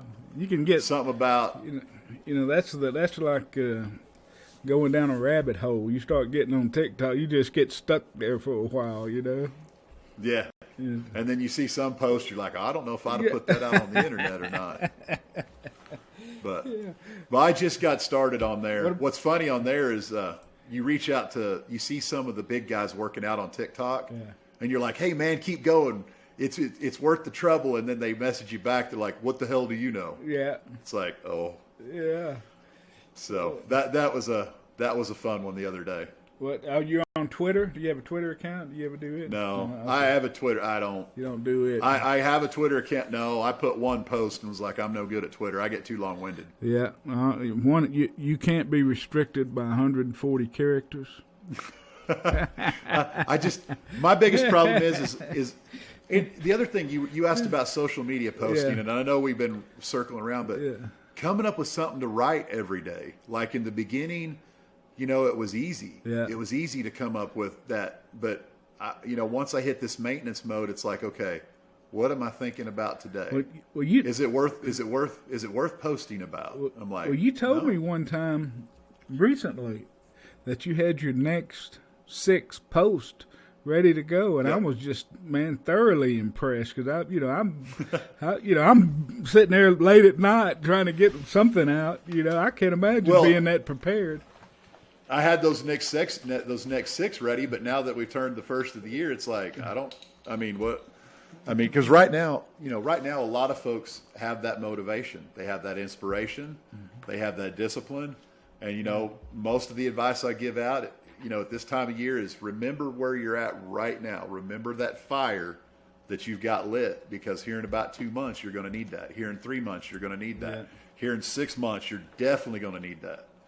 Because it's those dark times 3 months from now at 3 a.m. when there's junk food in the house and you're not supposed to have it. You had a bad day at work. Shit's been piling on you at work. The scale kicked your ass that day. You're mad at your wife or something, or the kids, money, or it's so easy just to start eating, man. Yep, and that's. Just taking that out of the equation. And like I said, it's a matter of, okay, fine. If you feel that need to binge, make sure it's on plan. But it's really hard. Like, I don't know if you've ever tried it. So somebody asked me for advice. So binge eaters, it's really hard to binge eat on whole food. Do you know what I mean? Like, and the guy said, what do you mean? I said, go get 2 heads of lettuce, like 2 pounds of lettuce, and chop that up. Put it in a big bowl. I said, fry up 2 pounds of hamburger meat, like taco type meat, with lightly season it. Put that 2 pounds of hamburger on that salad. Grate up a pound of cheese, a whole brick of cheese. Put that on there.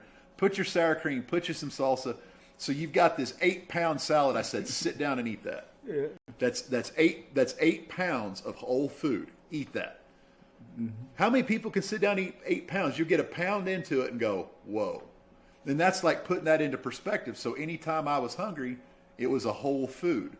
It was a dense food. It was hard to digest. My body had to work to break it down. Yeah, and that's where I'm at now. Well, you told me one time that if you get hungry, you would go in there and eat some chicken. Yeah, bottle of water first. Bottle of water, and then you'd go eat protein. You'd eat chicken. Protein, and you get tired of eating the same thing, so you wouldn't be hungry anymore. Right. I went through a phase during one summer. Everybody thought I was crazy. I ate chili for like 2 weeks straight, like beef chili. That's the only thing that tasted good, and I ate it for 2 weeks straight, lunch and dinner, a bowl of chili. And then it got burned out on it, and I come back to it about every couple of months where I'm like, man, I want a bowl of chili, and I'll eat chili for 2 or 3 days, but it's always within plan. It's always within plan. I know you eat a lot of game, you kill a lot of your own game. I haven't been hunting in a few years, but I have some farmers that pest hunt, And so the last few years, I haven't even had to go out and sit in the cold. They just call me and they're like, "Hey, we got some deer. Do you want them?" So I process. I think this year we put 4 up in the freezer. So yeah, we've got venison on hand. I've made friends with the local butcher. So we're pretty well stocked. All right. Keep the dogs up to date on all their shots. All right, man. I think I've pestered you long enough. I think I've poked around on you as much as I can. So. Well, we've been on here for 3 hours, but by the time you cut out all the mistakes, you might have 15 minutes worth of usable content. Well, shit, I told you. I just post. I'm like you and Joe Rogan. I just put it out there, post and go. You know. Yeah. So it's you know, it's weird. So the things you think are, you do all this and you think it's going to do well. Nobody pays any attention. Something you just threw out there, not thinking about it, catches a lot of attention and some fire. You know, you never know what you got to put out there and what's going to work or not. Well, I tell you what, that was that's you say you bring that up. You never know what's going to stick with people. But I got to meet Maria this summer. Maria's Pecaler. I think I learned how to say it now. Pecaler. Okay. But they came up and visited me this last summer. They were in Texas and they came up to Kansas, and she had told me that I think it was somewhere in 2019. I was just on Instagram, like a guy I followed on Instagram was doing a live talk, you know, and he said, "Hey, yeah, come here." Oh. And so he bumped me on his live, and him and I just sat there and talked kind of like this for about 45 minutes to an hour. And I guess during that conversation with him, she popped on, and something about, you know, you have 20 minutes. I was talking about working out with DDPY app. You know, you're worth 20 minutes. You have 20 minutes a day, you know, to get that workout in. And I guess that stuck with her. So you never know, what you're going to say that resonates with somebody. No, it's crazy. But that's what, you know, I really think that's, you know, being a lawyer, you deal with people at the worst of their lives. You know, they're arrested, they want a divorce, they just got hurt in a car wreck, or, you know, you're dividing up kids or property, or, you know, somebody died. You never get to participate in happy events, you know, and so. Right. And I think that's where we're at with this weight loss stuff, you know, when we're dealing with people online and we're dealing with folks who reach out and ask us for help or might even troll us. You know, they're probably at their lowest point. You know, they are, you know, it's, I guess that I think about that sometimes when you get those hateful comments, because I remember, like you probably remember, when you're staring at that mountain of 475 pounds and you got to lose 275, man, that's like looking down the barrel of a gun. Yeah. I mean, that, you know, 400 pounds, that's like looking at a mountain going, I got to climb that? No, I'd given up. I mean, I'd given up. I was just working till I died. Yep. I'd given up on life. I really had. And my wife had admitted in an interview before that she was just afraid she was going to wake up and I wasn't going to be there. Like I was just going to be gone, like dead in my sleep. Yeah. And that's kind of, you know, what I was waiting for some days, I think. But not anymore.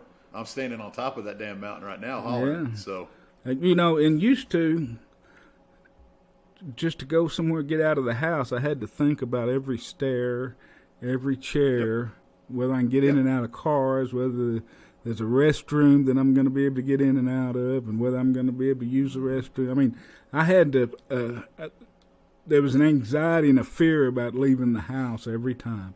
And what about sitting down somewhere? Yeah, breaking chairs. Like... Shit, I broke an antique chair in a courtroom in front of a jury sitting down, you know.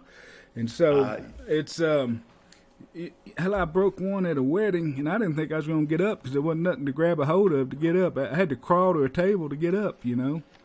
One of those old folding picnic-like chairs. I flattened that son of a bitch at the reception. I think that's an NSV that I never did really post about or talk about too much. Is we went to an event where they had those stupid little plastic ones. Yeah. You know, where it's like a plastic seat and a back and that little thin tubing. Yeah. I got to sit right down on that little squirrely bastard and looking around going, I'm not breaking this chair. So well, that was a pretty good feeling. I mean, it's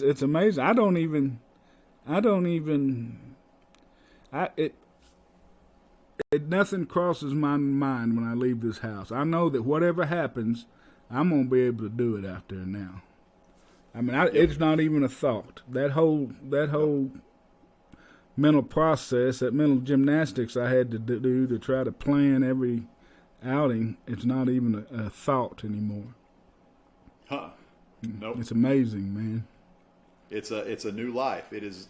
When people say it's a completely different life, I don't think the general public understands that. Mm-mm.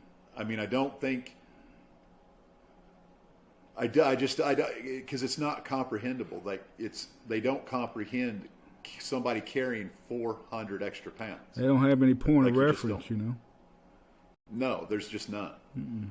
You know, and so yeah, but the people who are in the club, they know. Yeah. They know what that's like to push that weight off, and I'm just hoping to get my story out there to let other guys that are in that situation know that it is possible. Well, that's what I'm hoping to. That's why I'm doing this. That's what I think my mission is. How's the cellulitis and lymphedema and asthma and what is it? Sleep apnea. Sleep apnea. Yeah. I know you beat the hell out of the CPAP machine. Sleep apnea is gone. My asthma's gone. My allergies are gone. Well, I take that back. Right in September, as the leaves start to turn and fall off the trees, I'll have a couple of days where I'm stopped up, coughing, snorting, and hacking. And then in the spring, when everything starts to bloom, for about 2 or 3 days, I get a little congested and a little stopped up. But other than that, I'm on one pill now that is a water pill because I still get that fluid retention in my left leg. And I take a low-dose sleeping pill at night just to kind of shut my brain off a little bit so I can sleep. How's your blood pressure? So blood pressure's perfect. Got pulled off my blood pressure medicine last summer except for that water pill. And it's like a 5 milligram hydrochlorothiazide. So, but blood pressure's perfect. Cholesterol's good. Everything is right there where it's supposed to be. So what's your nickname up there in Kansas or Missouri? What's your nickname up there in Missouri? Everybody just calls me Dobbins up here. That's my nickname around here. It's been my nickname since I was a kid. Everybody's called me by my last name, and then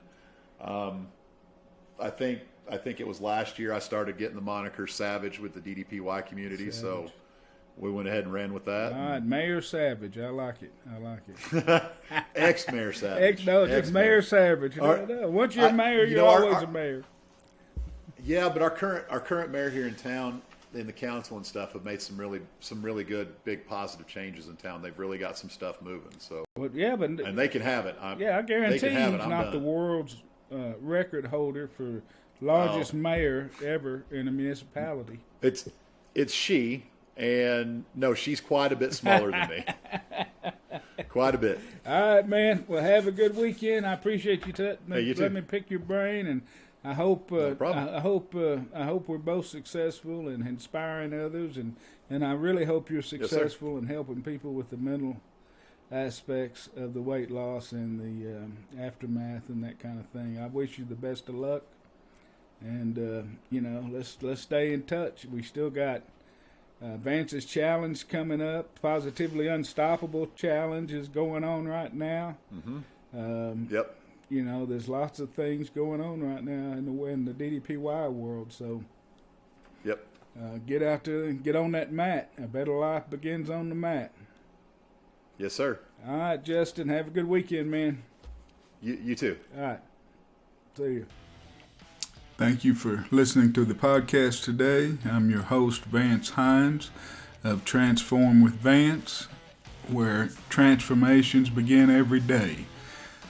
Please take a moment, if you will, if you like the podcast, to subscribe and follow, and you can find us on social media as well, either under Vance Hines or Transform with Vance. Please tune in and subscribe to our feed. You'll be able to hear lots of transformation stories. I'm in search of interviewing as many transformations as I can find. So if you have a transformation that you would like to have someone interview and have their and appear on the podcast, just send me the name and number, message me, and I'll reach out to them and try to get them here. But no matter what, a better life begins on the mat. Get on the mat and start your transformation today. Thank you.